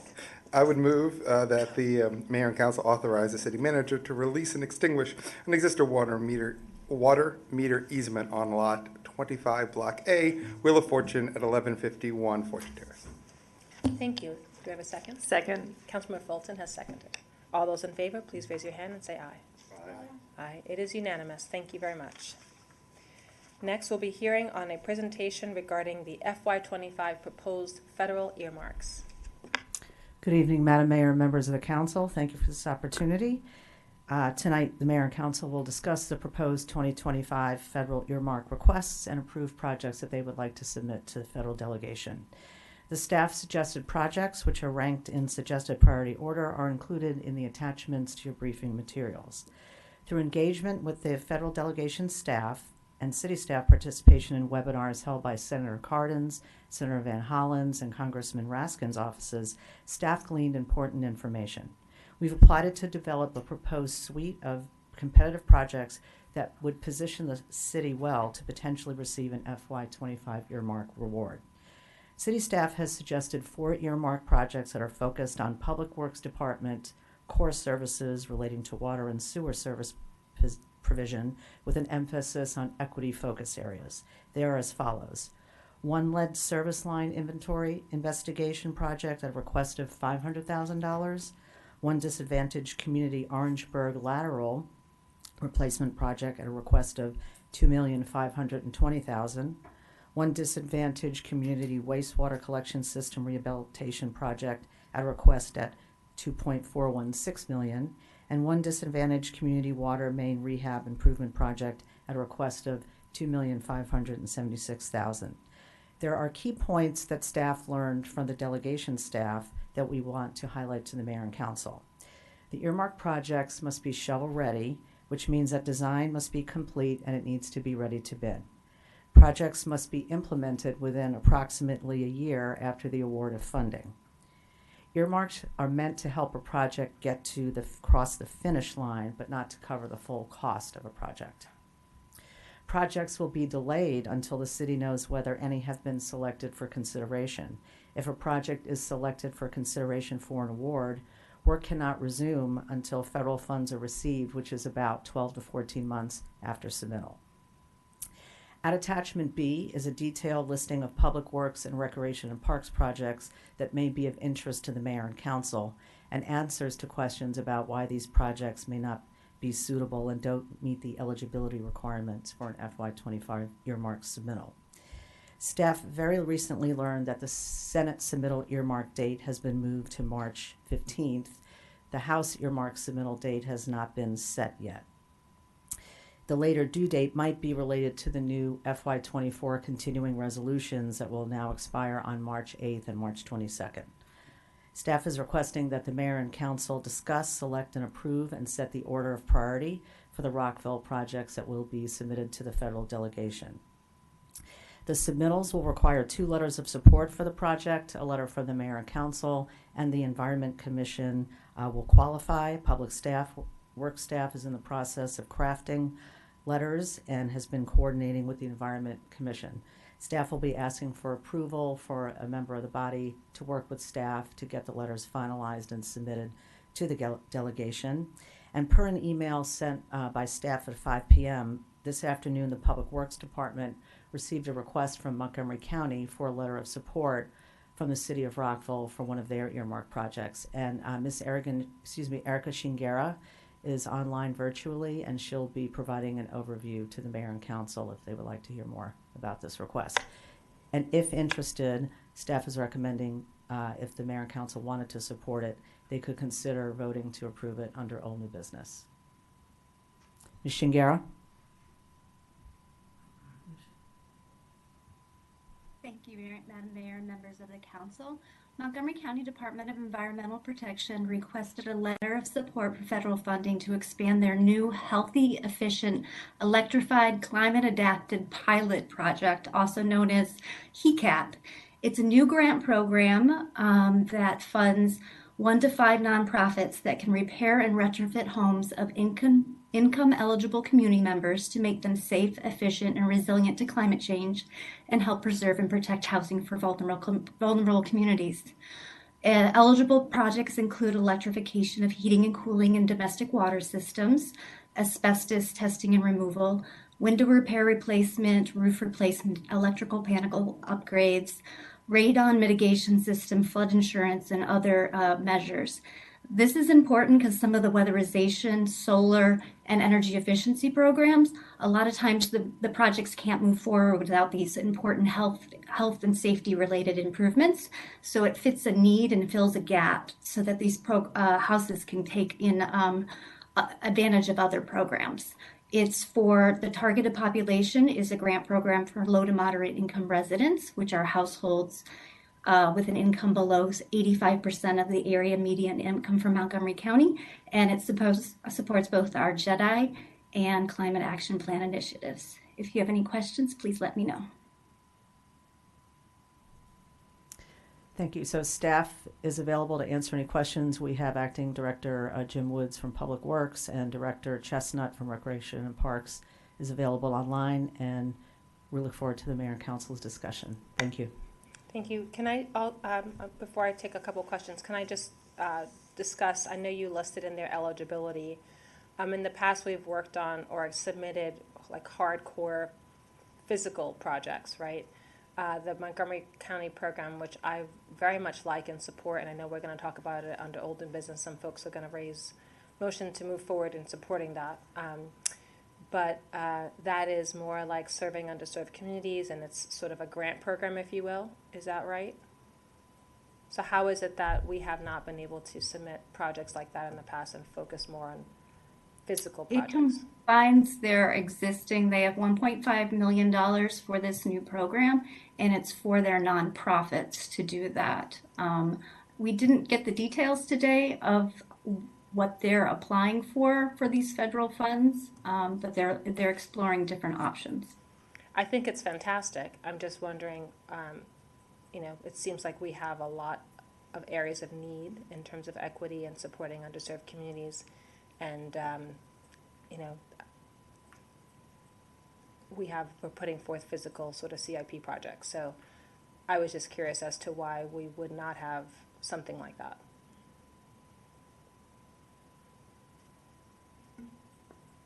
Good evening, members, mayor, and council. Can you hear me okay? This time you can hear me okay. Good to have you in person. Yes, thank you. So the way we understand the program. Sorry, is your mic on? Yes, I believe so. Okay, perfect. I can hear you fine. All right.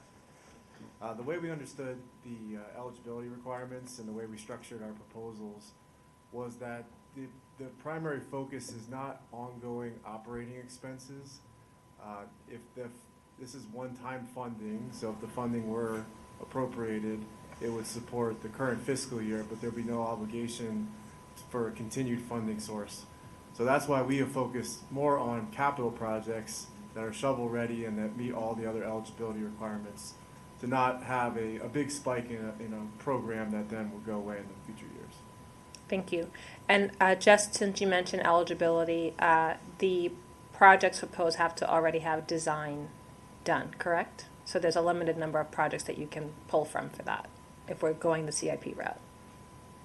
Yes, I'm seeing shaking heads for those who are in the audience. Okay, thank you. Councilmember Leary, I see your hand up. Please proceed. Great. So this is actually really helpful, and again, it's going to be the refrain up from me during budget season. I love maps. I'm a visual learner, so that is really terrific. My first question is, in looking at the highest percentile of disadvantaged community members, it says that there's an earmarks application. What is that application for?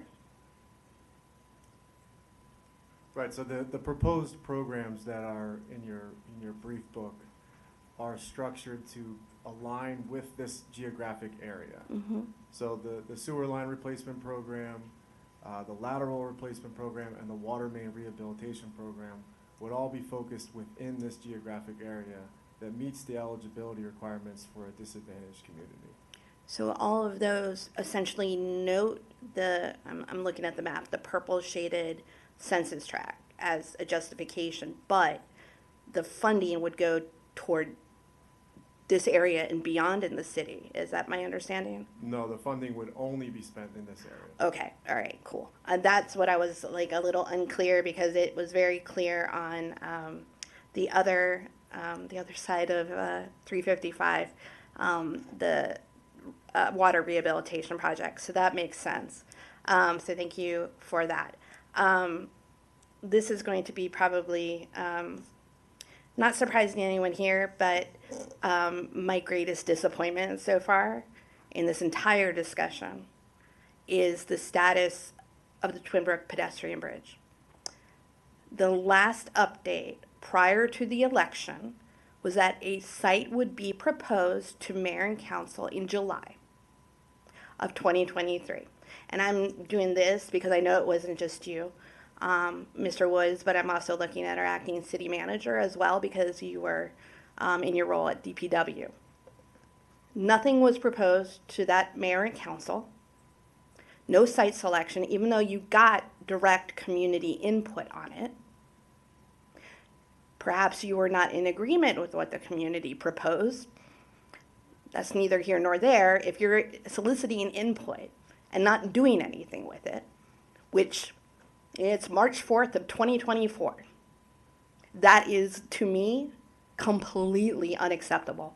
Completely unacceptable, because now you see what, and this is what, at the time, before I was elected, this is what I kept saying. We're not good, if this is not pushed forward, we're not going to have it ready in time for bond bills. We're not going to have it ready for things like earmarks. And lo and behold, now we're not, because of delays. And I understand that it's been put forward for other federal grants. Completely understand that. However, in this document, you note a crossing location has not yet been selected. Well, because you didn't put it forward. So how are we going to get positive now? How are we going to fix this? How are we going to move this forward? And how can I tell my neighbors back in Twin Brook that this, the folks in City Hall do care about this? Because people are continually asking me about this, unbidden, which is kind of surprising because I always talk about the bridge, right? I just find this completely infuriating and frustrating, and I am very hopeful that in the future, that we'll get to a better spot. This project, the Twin Brook pedestrian bridge that you refer to, is not in the earmark list that you suggest. It is in our CIP, and it is awaiting news of a federal grant. The project, to be blunt, is too large for a bond bill. way too large for a bond bill, and perhaps not competitive for an earmark. It is competitive for many federal grants, and that's what we're focusing on. Right now, we're focusing on money to do the planning and design of the bridge, so we can get to that point where we have a project recommendation. We have gone back and forth with BF Sol, we've gone back and forth with the community on several options to do this, and we're waiting that result from the grant process now to go forward. Can I ask, I know that we've talked, and a lot of us care deeply about the Twin Brook pedestrian bridge. I know that we submitted, I think, at least 2 federal grants. Is that right? 2? Is it 1 or 2? It's one planning grant proposal that applies to 2 separate federal programs. Correct, One okay. grant application, 2 funding sources. So that is just for the planning side. So what about the design work that's been done so far? Right, so when we started the design work and we met with the Twin Brook community, we talked to WMATA, we talked to BF Sol, a lot of different stakeholders. What we really realized is that the project is very, very complex, as you all know. And the only way that we feel it could be accomplished is through a very competitive federal grant application that will seek out and appropriate a large amount of money under these federal programs. And in order for us to be competitive in those construction and implementation grants, we felt it necessary to first do a very thorough planning analysis of 4 different options that would evaluate not just the construction feasibility and the construction cost, but also develop a benefit cost ratio, which is a requirement when we go seek out federal implementation grants. So in October of 2023, we did apply for a planning grant through that program, and we're expecting to hear whether or not we have received that planning funding any day now. They originally told us that they would announce the awardees in February 2024. Obviously, we're in March now. We have not yet heard, but we are still hopeful to get some funding to do a very thorough planning and preliminary design initiative. So some of the prior design initiatives that we have already completed really prove to us that this is going to require a much more in-depth and thorough planning analysis. And one of the pieces of the scope of work that we're seeking through this analysis is also the preparation of a competitive implementation grant application. So that's what we're looking forward to, and upon notice of whether we're awarded the grant or not, we will proceed either one direction or come back to the Mayor and Council for further direction on how to proceed if we are not successful at that federal planning grant. Thank you. And you have a sense of when they're coming back? Did you say that? I know that you were anticipating it already, but do we have an update on when we're supposed to know? We were supposed to hear in February 2024. But no update yet. Okay. No update yet. I'm asking because I know that several projects only allow for shovel-ready, and so the more we delay design, then that means we won't be able to apply for shovel-ready opportunities. Yeah, we do not expect to have, obviously, we don't expect to have it ready to award or seek the award of a construction implementation grant for next federal fiscal year. But when we complete the planning analysis, and again, it'll be a more thorough, direct, planning initiative, we will have. Sorry, I'm not going to call out the person, but you can see online Ms. Taylor Farrell, who is not muted. If we could just make sure everyone is muted who's not speaking at this point. Thank you. Okay. Yeah, sorry. So we had planned to.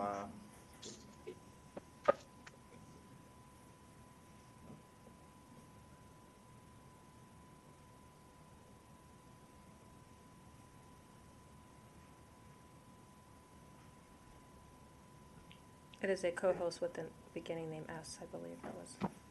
We still getting the feedback? We're good. Okay. Now I lost the train of thought, I'm sorry. We talked about planning and that design needed to be able to even apply for future. Oh, sure. So, right. Of course, if we don't begin this thorough planning initiative until after we hear word on the federal grant, we are not going to be positioned to apply for a construction implementation grant this next cycle of the program. The program lasts several years. We are positioning ourselves to apply for a federal grant in the next cycle, which at that point, we will have a very competitive application. If we sought an implementation grant at this juncture, it simply would not be successful. Thank you. I just would note that this is a topic that we'd like to just maybe get periodic updates on, given its interest.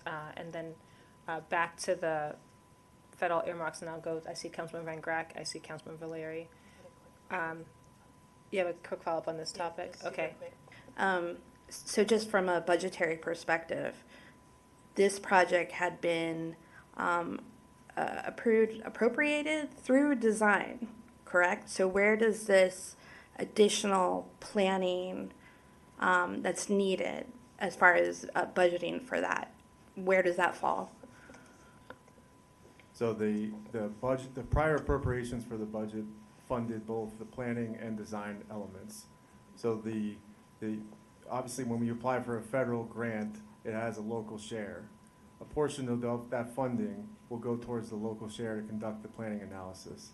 There will still be funds available to continue into the final design and bring that project all the way forward through design. And just note, there on attachment B, there are a number of topics that the City of Rockville staff, as well as mayor and council members, have shared interest in supporting. On page, it's on 64.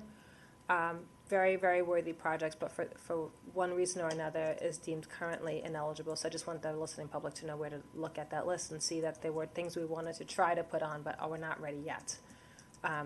With that said, just so that we can have a discussion up here, in the past we've submitted about 3-ish. Are you looking for us to pick the top 3, or can we submit all 4? We can submit all 4. There's no limit, and this applicants are encouraged to submit a number of projects. Okay. Of the ones, I know that it's not the highest dollar amount, but I do like the lead detection program that will help to identify, not that the city water is in good shape, but just making sure that our residents with the attachments to their home don't expose themselves to lead because of the age of their property. So that is something I just want to call out is a nice project, a needed project, and I hope we get support for it. Councilman Van Grack. Thank you. First, the project you've selected are excellent. I know we've talked about some of them, Mayor and I were at with the Environment Commission and dealing with the disadvantaged communities. I think they're spot on. I think you do a great job.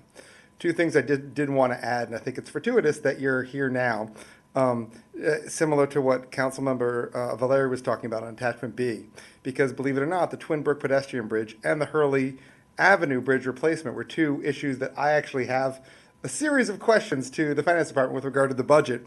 And so I think they're important things. And I know that you really can't answer everything with regard to why we're going, but you know, there's an old adage, perfect is the enemy of the good. These are 2 specific bridges that, one, a creation of a bridge, and one, the repair of a bridge, that are very important. And I understand the need. I mean, if you look at the budget right now with regard to the Twin Brook pedestrian bridge, there's already been $43,000 expended by the city of Rockville with regard to some planning implementation. And we've got an estimated $356,000 that we're talking about in the future with regard to planning before we get to that federal grant stage. If we get to the point, and I think it's coming real soon, where we might not be able to get some federal dollars with regard to that planning, we've got to make action. This is something that I think is necessary. So I think you've probably heard from numerous people up here, numerous members of this body, that really are saying, listen, I understand there's an opportunity for us to get funding with regard to the planning. But if we start waiting with that, we're just going, as you can see, we've missed just a couple of months, we're going to be missing this, simply because we're not shovel ready. And so to the extent that there's an avenue to push forward, you know, we'd like to see that. Secondly, with regard to the Hurley Avenue, I know that we've got 2013 bridge, you know, assessment that we've got a concern here. And I don't know whether you all are the right people to ask, because I know I asked of the, you know, the staff with regard to the finance. My understanding is we've got the NEPA issue, the National Environmental Policy Act, and we've got, my understanding, because either we have or haven't done yet an EIS or an EA. I mean, and with regard to funding, I know that my understanding is we've got the federal dollars. We just need to do the NEPA analysis to move forward. Is my understanding of that correct?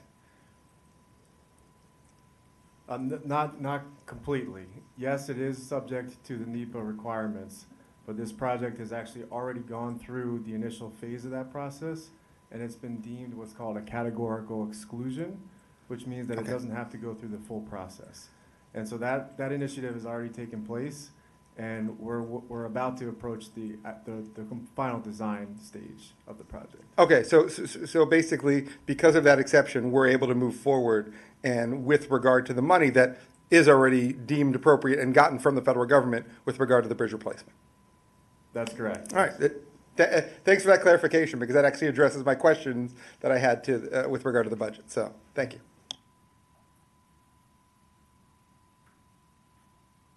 Thank you. Does anyone have any other questions? If not, then we should give staff direction to move forward with this list. Madam Mayor? Dr. Miles. Thank you, Madam Mayor. Sorry, I know I'm virtual. Hard to see me. I only have a recommendation in terms of priority, but I'm in support of all four. I think I like keeping the lead service pipe service request first. I think, in my opinion, the wastewater collection seems to be a higher priority, so I make that 2, water main rehab 3, and then the Orangeburg lateral replacement 4. That's all. Thank you. Thank you, Dr. Miles. Do we need to give you a prioritization, or is the list okay? Would Yes. you like us to rank? Yes, Okay. please. Perfect. So is everyone okay with all 4? Let's start there. Perfect. Yes. All right.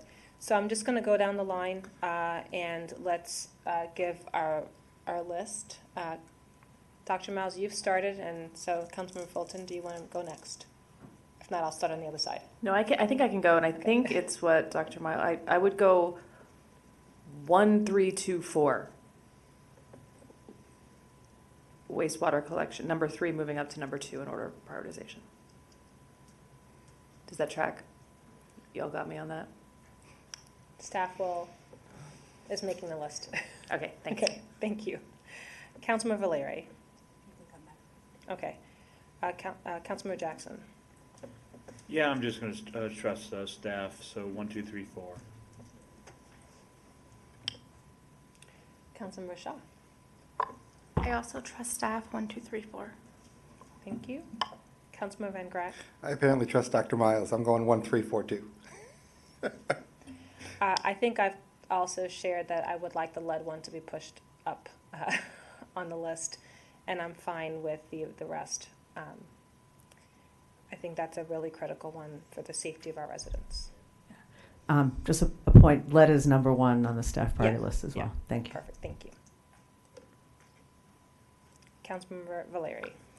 I'm most likely outvoted on this one, but I would push 2 up only because the environmental impact, in addition, we know the environmental impact and the health impact of lead, no doubt, but the pipes, the Orangeburg lateral replacement, the risk to not only groundwater, but in addition our creeks in that part of the city would be immeasurable, and we've seen some bad outcomes. So that would be my only change. I am not, I'm definitely movable on it, but I have literally seen that one in action, and I know it's pretty bad.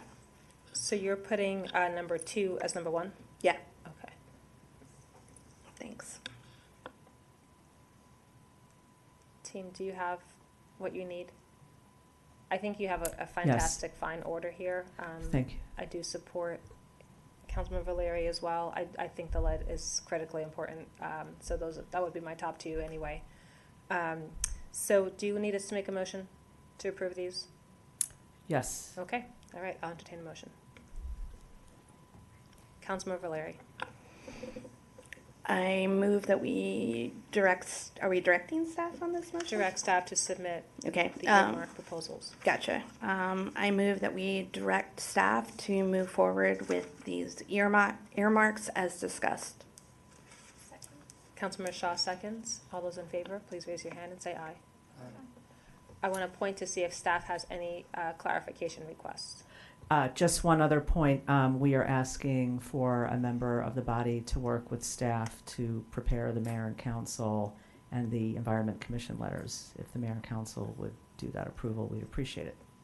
I'm happy to. I think you've already, January 22nd, I have authority to be able to work with you on letters for this matter, so I'm happy to do that. Thank you very much. Thank you. Any other comments or questions related to this agenda item? Thank you very much. I'm just seeing whispering, so I want to make sure. Is there anything else that we need to do to support you? Okay, we're good on this one. All right, we are now moving to agenda item 11, introduction, discussion, and instruction. For the purposes of items 11A through E, we will just be doing introduction of each of these, so no need to second or make motions, so I'll just entertain introductions at this point. So let's start off with 11A. Who would like to introduce? Councilmember Fulton. I'll move to introduce the ordinance to appropriate funds and levy taxes for fiscal year 2025, or I just simply introduce it. Introduce it. Thank you. All right. 11B is introduction of a resolution to establish the equivalent residential unit rate to be used in calculating the stormwater management utility fee pursuant to Chapter 11 entitled Sediment Control and Stormwater Management of the Rockville City Code, and to establish a fee for application for credit against the stormwater management utility fee for private stormwater management fees. I just see Ms. Francisco took the seat at the, do you want to say anything about these items? Or are you just available to us in case we have questions? I'm just here if there's any questions. Okay, perfect. Team, does anyone have any other questions before we move to introduction? Perfect. Looks like you're off the hot seat tonight. I will entertain introduction of item 11B. Councilman Van Grack. I would like to introduce a resolution to establish the equivalent residential unit rate to be used in calculating the stormwater management utility fee pursuant to Chapter 19 entitled Sediment Control and Stormwater Management of the Rockville City Code, and to establish a fee for application for a credit against the stormwater management utility fee for private stormwater management facilities. Thank you very much. We'll now move to item 11C, introduction of a resolution to establish the service charge rate for municipal refuse collection and to establish a charge for unreturned refuse and recycling carts pursuant to Section 20-6 of the Rockville City Code. Councilmember Jackson. Thank you, Mayor. I would like to introduce a resolution to establish the service charge rate for municipal refuse collection and to establish a charge for unreturned refuse and recycling carts pursuant to Section 20-6 of the Rockville City Code. Thank you. Next, we have item 11D, introduction of an ordinance to amend Chapter 24 of the Rockville City Code entitled Water, Sewers, and Sewage Disposal by amending Article 3 entitled Rates and Charges to establish new water and sewer charges and water and sewer ready-to-serve charge for fiscal year 2025 through fiscal year 2027, and to establish a fee for the after-business hours water connections. Councilman Shaw, did you want to do this one? Introduce.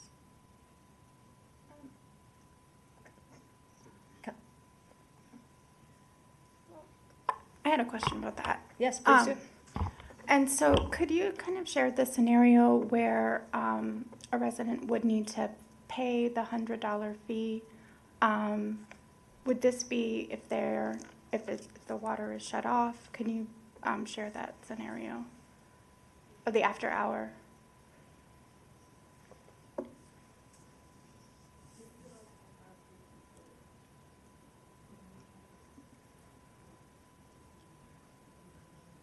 So just want to make sure I understand your question. Are you saying what type of scenario would this occur on? Yeah, because I'm wondering, like, if a family is not able to pay and they do need water and it's after hours, would that scenario happen and they would have to pay the $100 fee? So for clarification, the ordinance, Chapter 24 does include shut on and shut off fees. Are you specifically talking about the establishing the fee for after business hours water connections? Yes. Okay, so that is a new fee that's being proposed to be added to Chapter 24. And I'll let Jim take it because this does sit within Public Works, but it's not just it's not about a residential family that would be cut off for non-payment. It's a little bit different, and I'll let Mr. Woods explain. Yes, thank you. So the intent of this fee is that if there were an event that required the city to come to your property and shut the water off after hours. Many times this happens when a commercial business is doing some maintenance on their fire protection system or some other type of maintenance, and they require the city to come and shut the water off and then come back and turn the water back on. There is a cost to the city to do that. We have to send staff out to be present while that occurs. And so this is an attempt to recoup some of that expense that the city pays.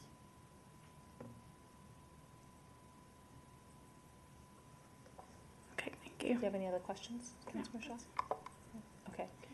All right, so Councilman Van Grack, would you like to introduce? I would like to, as noted on page 86 of the agenda packet, I would like to introduce an ordinance to amend Chapter 24 of the Rockville City Code entitled Water, Sewers, and Sewer Disposal by amending Article 3 entitled Rates and Charges to establish a new water and sewer usage charges and water and sewer ready to serve charges for fiscal year 2025 through fiscal year 2027 and to establish a fee for after business hours water connections. Thank you. Next, we have item 11E, introduction of resolution amending master fees for community planning and development services. Councilmember Valeri. I would like to introduce a resolution amending master fees for community planning and development services. Thank you. And I see Councilmember Shaw has a question. I also have a question on this one. Go ahead. So I know under this item, there is an increase in rental fees, and I was just curious, are there any provisions to prevent these increases to be pushed to the tenant? And this is under Chapter 18. I don't believe there are currently any provisions. From what I understand, this is an annual license fee that hasn't been updated in some time. But I can certainly understand your concern with that, and I'm not certain if there are provisions elsewhere in the city code, but it's certainly something that staff could look into. All right, thank you. Thank you. Last year, the mayor and council approved the 10% automation fee. So since we're just getting this now, does this mean for the first half of the fiscal year we haven't been charging that 10% fee? No, the fee has been charged for the first half of the fiscal year. The reason that you're seeing that in some of these subsections is for transparency and clarity, really. The automation fee was intended to be applied to all permit and application fees, and in review of the resolution, staff felt that it was potentially unclear that was across the board. Thank you. And I will, when this comes under for a full discussion later, but I want to give you a heads up on it. The Department of Energy introduced an app called Sol app, and it's supposed to really expedite solar permitting, and it seems like you know about it because you're shaking your head. But I was just wondering if the app is free to the government and it works with our permitting systems, why would we be charging an extra $30 for that? So the $30 charge, there are two ways that a municipality can utilize the Solar App Plus program. One is to essentially use it as a standalone program and then allow users to upload the documents that they received through that back to our program. The other is to integrate it with our program. And in that scenario, the municipality could collect the fees and essentially pay NREL, the Solar App Plus proprietor, that fee, because there is a $25 fee currently for that service for the applicant through Solar App Plus, and we are anticipating if there are any processing charges as well for that. Okay, that's very helpful. So we're proceeding on the use of Solar App, it sounds like. That we have that listed as an additional fee, so that implementation of that will be easier when we are ready to launch with that. We're still working on it, but it is something we've been exploring for some time, and we're excited to hopefully move forward with. And are you anticipating in FY24 we can move forward with this? In FY24, or I'm not certain that we will be able to implement it before the end of this fiscal year, but we will be able to implement it next fiscal year. Okay, the earlier in the fiscal year, the better. Yes, that's our goal as well. I have heard from some residents that the solar panels are sitting on their roofs, but they're not quite getting energy from it yet, but it's just kind of pretty and decorative, so anything we can do to expedite the process so that we're saving energy and meeting our climate action goals fully support. So that would be great if you could just let us know what you're targeting for FY25. Hopefully Absolutely. Not Q4. Absolutely. Okay. All right. Any other questions from my colleagues? Okay. Thank you for allowing me to geek out on that a little bit. I appreciate it. All right, so we are now done with all of the introductions. We'll move to mock agenda item 13. And I did want to note a couple things under this. One is we have a large number of consent agenda items. I know I've mentioned this to the city manager, but in the event that we don't have so many today, but then we have 19 and next week, even though it's quick to approve, we do like to read what we're approving. So just if we can smooth out when possible some of these so that we're not running out of the alphabet letters to name these agenda items. You will not have 18 consent agenda items at that meeting. Some have already been moved. Okay, thank you. That's very, very helpful. We do want city business to continue moving. We just want to smooth it out if that's possible. Okay.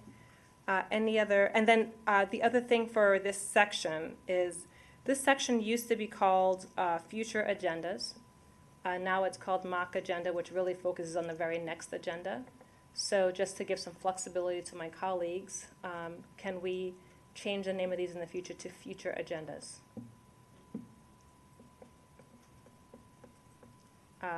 Who needs to respond to that? Ms. Farrell or Taylor Farrell or Mrs. Simoneau? So you want it to say mock and future agendas again? Because that's how it was in the past. earlier. Yes, that gives us some flexibility if we want to Because you bring up have to something include about the mock future if you're agendas. including the prior meeting. Okay. Okay, thanks. That would be helpful. Thank you. Councilman Van Graack. With regard to the mock agenda, just a thought, I know we're definitely going to have some consent agenda items. We've got 5 proclamations, and we've got a public hearing on the budget and the budget work session. We've talked about doing this in the past. Is it worth it to have our proclamation start at 6:30 to potentially give a 30-minute window to move things up, knowing I'm not making any concrete predictions. It's probably going to be a lot of discussions going on there, both from the public and from this body. And having an extra 30 minutes to do the proclamations, which there are 5, might be valuable to the body and the timeliness of staff who's going to be with us as well. I don't know if the body has any thoughts or staff has any thoughts, but just my initial view. Well, one is I just want to check in with staff to see if we have any briefings scheduled that day, but I also think that we have to add an agenda item to this meeting, which is the operating guidelines. So we would need to start earlier, because right now we're slated to end at 10:45. But I wanted to hear from my colleagues, do you support changing that? Councilmember Dr. Miles and then Councilmember Valeri. Thank you, Madam Mayor. I think I'm certainly open more broadly to making needed changes to schedule on Monday's meeting so that we end at a reasonable time. I don't want to, I guess, mansplain, but I think Councilmember Fulton sent an email to us with regard to a plan, and I think, Madam Mayor, you opined on how to deal with proclamations and such more prospectively moving forward. So happy to have that discussion either tonight or at the retreat or in any other format you all deem appropriate. That's all. Thank you, Dr. Miles. I appreciate that. Just for the listening public, we're going to be discussing what goes on for proclamations and recognitions versus not. Do we consider the time of when we do them? Do we consider sharing some publicly or just posting some online? That's something that we had planned to talk about during our strategic planning session. And we need to just figure out whether we put that on a future agenda or schedule it on a Monday meeting. But that is something we still have to address. If we could at least, at the strategic planning meeting, discuss when we're going to address it if we don't have time. Councilor Valeri. So I appreciate what Councilmember Van Grack brought up. And it's something that I think it's been known that I've been struggling with since our first retreat, and actually even before that, that we have a lot of work to do. And if we want to do it in a thoughtful, measured, informed way, we need to either and or start the meetings earlier so that we do not give short shrift to anybody until we get to a point where we have made a decision about proclamations, right? But, I know that there was initiative to consider, more time between meetings. And as a body, we really talked about, not having late night meetings. I will say, in order for us to be measured and thoughtful, we've had to go late the last 2 meetings. And even then, I know, at least for myself, I kind of cut myself off from speaking because I was like, oh, well, it's getting late. And Madam Mayor, you've always been good about it's 10:30. But the reality is we don't have less to do to ensure the city is functioning, to ensure that, programs are getting, the attention that they deserve. And now that with budget season, I really think that the initial schedule that we discussed, which at the time I said these, quite frankly, not enough meetings, that really needs to be reviewed. And I, like Councilmember Dr. Miles said, I don't know if this needs to be the discussion now. I don't know if we want to take time at the strategic planning meeting to talk about this because there's really no strategy. It's kind of more of an administrative thing, but again, I think the core reality is that there is more work to do than the number of meetings that we have slated right now. So I just want to flag that. I think that will alleviate some of these issues. Thank you. I know that's a larger discussion, and this particular agenda item is focused, until we change it on to future agendas, is focused on this mock agenda. So I do want to just note, see if everyone is open to meeting earlier, given that the city manager has mentioned that there is not a briefing scheduled or anticipated for that date. We also don't have a drop-in date. So sometimes we also have to deal with drop-in and make sure that we allow space and time for that. So if you could just let us know. Sorry. Okay, so let me just double check. No, that's April 8th. Drop-in does April 8th. Drop-in's the first meeting in every month, okay? Yes, March 18th, we do not have drop-in. The next drop-in is April 8th. But given that we don't have those 2 things, are folks able to make 6:30 work? I'm just going to do a straw poll. You know. Okay, so you need to stay at 7. Okay, so we will be missing 1 person and cannot, and would like to keep it at 7. Is that the preference? Okay. Yes, so we'll keep it at 7. We still do need to figure out the operating guidelines discussion, so that means we'll go later that day. Staff, do you have any commentary? I see some reactions there. I'm just wondering if anyone has any other comments before we move on. You're good? Okay. Are you okay to add operating guidelines, or would you like to schedule a different meeting on a different day for that? Okay. This side of the room says yes. I'm fine with whichever is more economical with our time. If we've got space in the next meeting to do it, I'm fine doing it here, knowing that this is going to be a long meeting. That being said, I'll yield to staff with regard to what is the most economical use of time, knowing that they're going to be staying late with us. Councilmember Fulton. I wanted to offer along the lines of what Councilmember Van Grack said. We do have two items we need to discuss that are, you might call administrative in nature. One is the operating guidelines, and the other is how we're going to appropriately and equitably recognize events and activities in our community. If there's a appetite for an ad hoc meeting to handle the administrative matters separately, such that we can dedicate most of the time to the next meeting to the budget, I would welcome discussion of that idea. Okay, so why don't we, if you are okay, I'll work with the city manager to look at the schedule and to see what's possible for either looking at what Monday we don't have a meeting, or seeing how we can fit this in the agenda. Are you okay with that? The only other note as a possibility, I mean, we've got the guard training on March 11th. I don't know to the extent either if that It's a takes long day. it takes the full Yeah, it takes the full block. Okay, it's a full block. Yeah, we don't have space there. Okay, last. Just super quickly, Councilmember I think the only thing I'm wedded to is that we do need to have a discussion and an agreement on the procedure and operating guidelines before next meeting or during next meeting, because I don't want to have any sort of scenarios with confusion, and I think it's beyond time we should have them in place. Agree. Thank you, colleagues. Councilmember Shaw. I am shifting gears a little bit. If that's okay. Is it related to this agenda? Yes. Okay. So Council Member Miles and I are directing staff to add a rent stabilization discussion to a future June or July meeting, a 90-day period. And this request follows our current rules and procedures. And so I just want to thank staff for doing that. And I just wanted to also share with my colleagues that I am excited about discussing affordable housing at the retreat.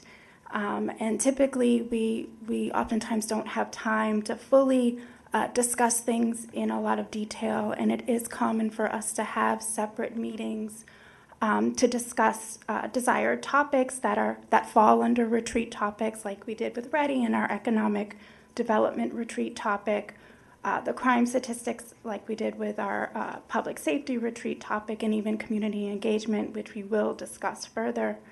And so this is just extra time to talk about this issue, what it is, what it's not, get the facts, and the sub-bullets that I put in my February 20th email, which includes getting data and continuing to hear from the community. Thank you. Councilmember Valeri.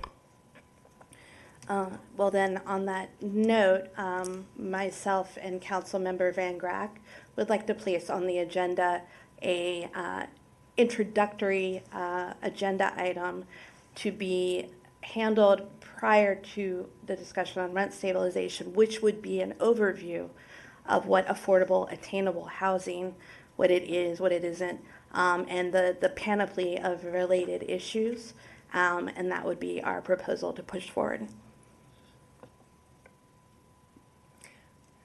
Any other comments from my colleagues? Okay, so I think that additional agenda item will then be in alignment with what the majority of the body voted on, is that the conversation is had in context on housing affordability, and will happen on that day that we have that discussion or before. Does staff have any questions about this? And I know that that does contribute to staff research and time, so we will look to your guidance as to dates and scheduling, and then I know that you'll want to get more specifics from us, which is what we discussed at the strategic planning meeting. Correct. And those two agenda items will take time on the agenda, so we'll have to clear some agenda or find a meeting or two when we can do that. So we will do that. We're going through another future agenda review as we speak, so this is timely. Okay, and I have a related matter that doesn't quite fit under agenda that I'll ask under old new business. Councilmember Shaw.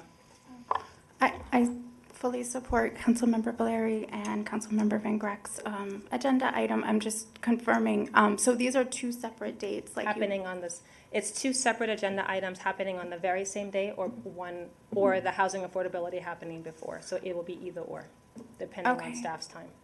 Okay. I think that definitely that the meeting around affordable and attainable housing and hopefully stable housing could be added on a day, on another day or a day before. Yeah, so it'll either happen on that day to have a preview discussion, or before, and that's kind of what the body was trying to have a conversation in context. Okay, thank you very much. We are now moving to old new business. Madam Mayor. Councilmember Valeri. I have a couple items, but I'll give one and then allow my colleagues to say other things. I know that, and I cannot remember the date off the top of my head, that the body had agreed on submitting a letter to the county executive on the requested security enhancements to the crisis center on Picard Drive. And I haven't seen a draft of it. I had shared a draft of what the employees and folks that utilize the crisis center, what they were circulating.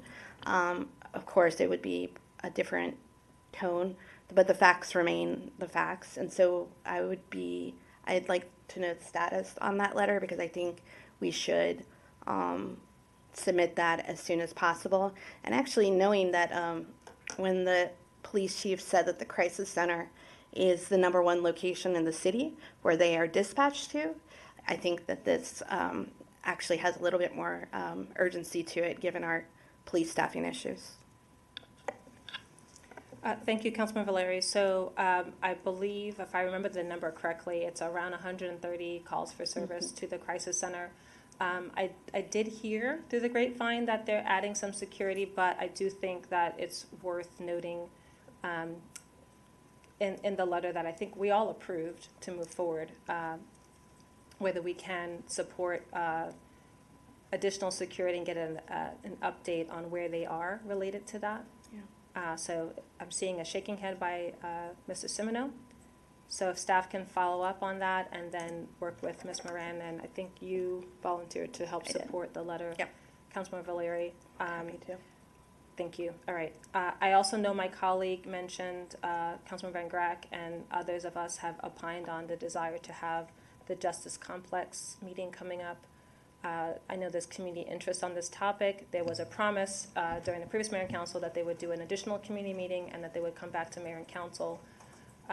Do we have an update on that? We do. We've contacted Montgomery County. They have said they would come back to the mayor and council and give a briefing as you requested, and we have a date that we're working with them to try to accommodate right now. Thank you. Councilman Van Grack? Yeah, and I was just going to add, because of the updates that are happening on the county's website that are far and above more than when they last gave the briefing, I just want to make sure that we stress to Montgomery County this is important. And in addition to which, I know that the body would like to potentially talk with staff about updating our website with regard to the information we have to reflect the current status of the project as we know from the last briefing, as well as what the current body feels is important to communicate to the public with regard to the project. And maybe that can happen at the same time that we're doing this briefing, and then a second update after the briefing, just so nothing's out of date in our communication to the public with regard to what's going on.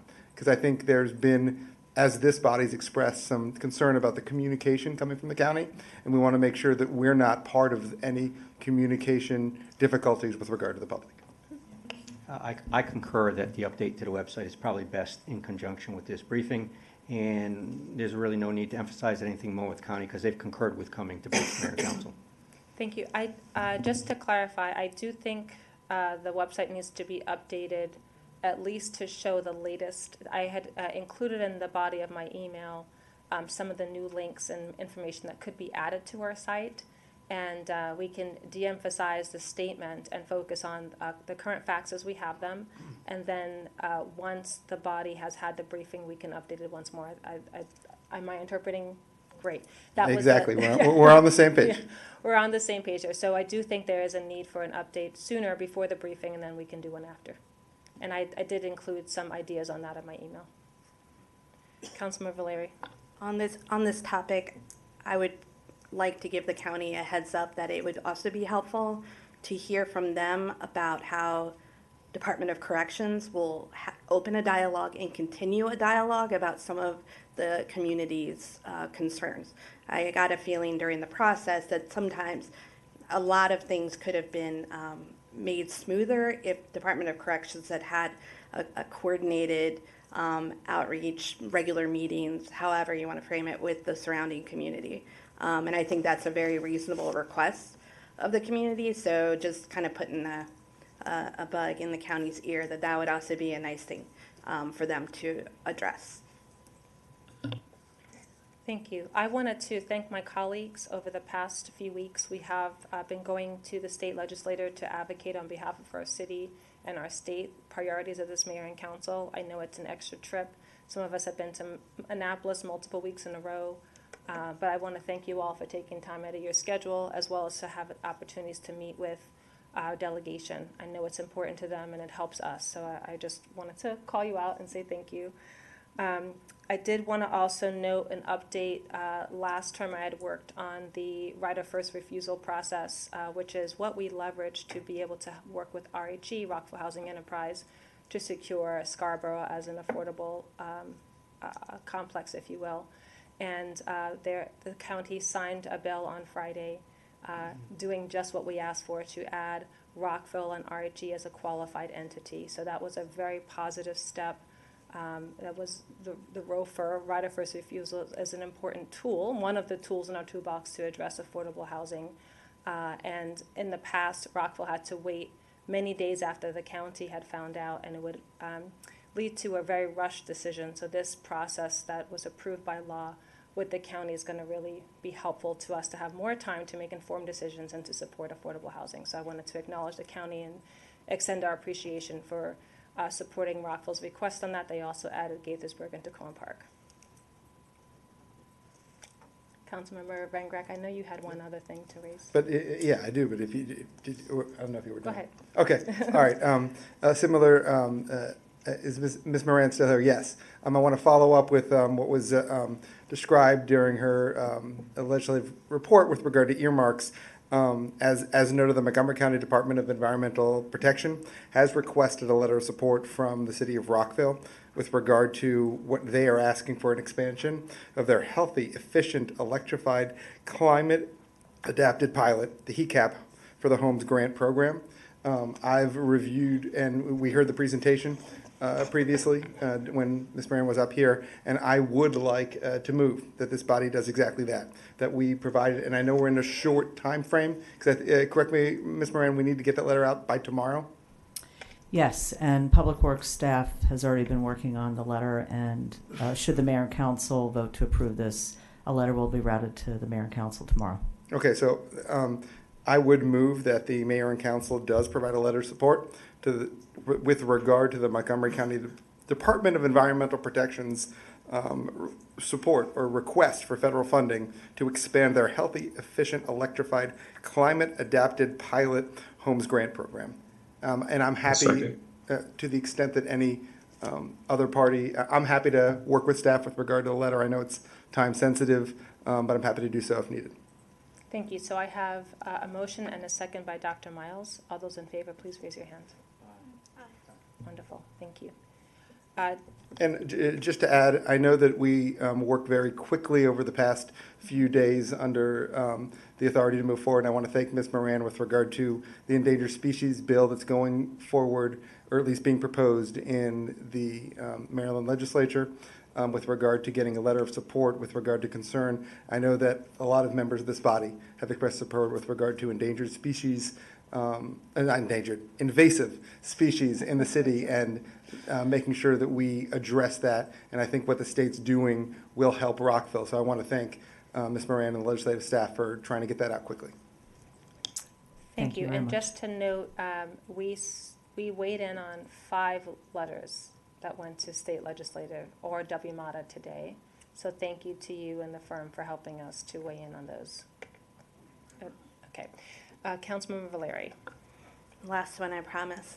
At the end of November 2023, the Transportation and Mobility Commission sent a letter to Madam Mayor, actually to all of us, recommending that the Department of Public Works update the comprehensive transportation review.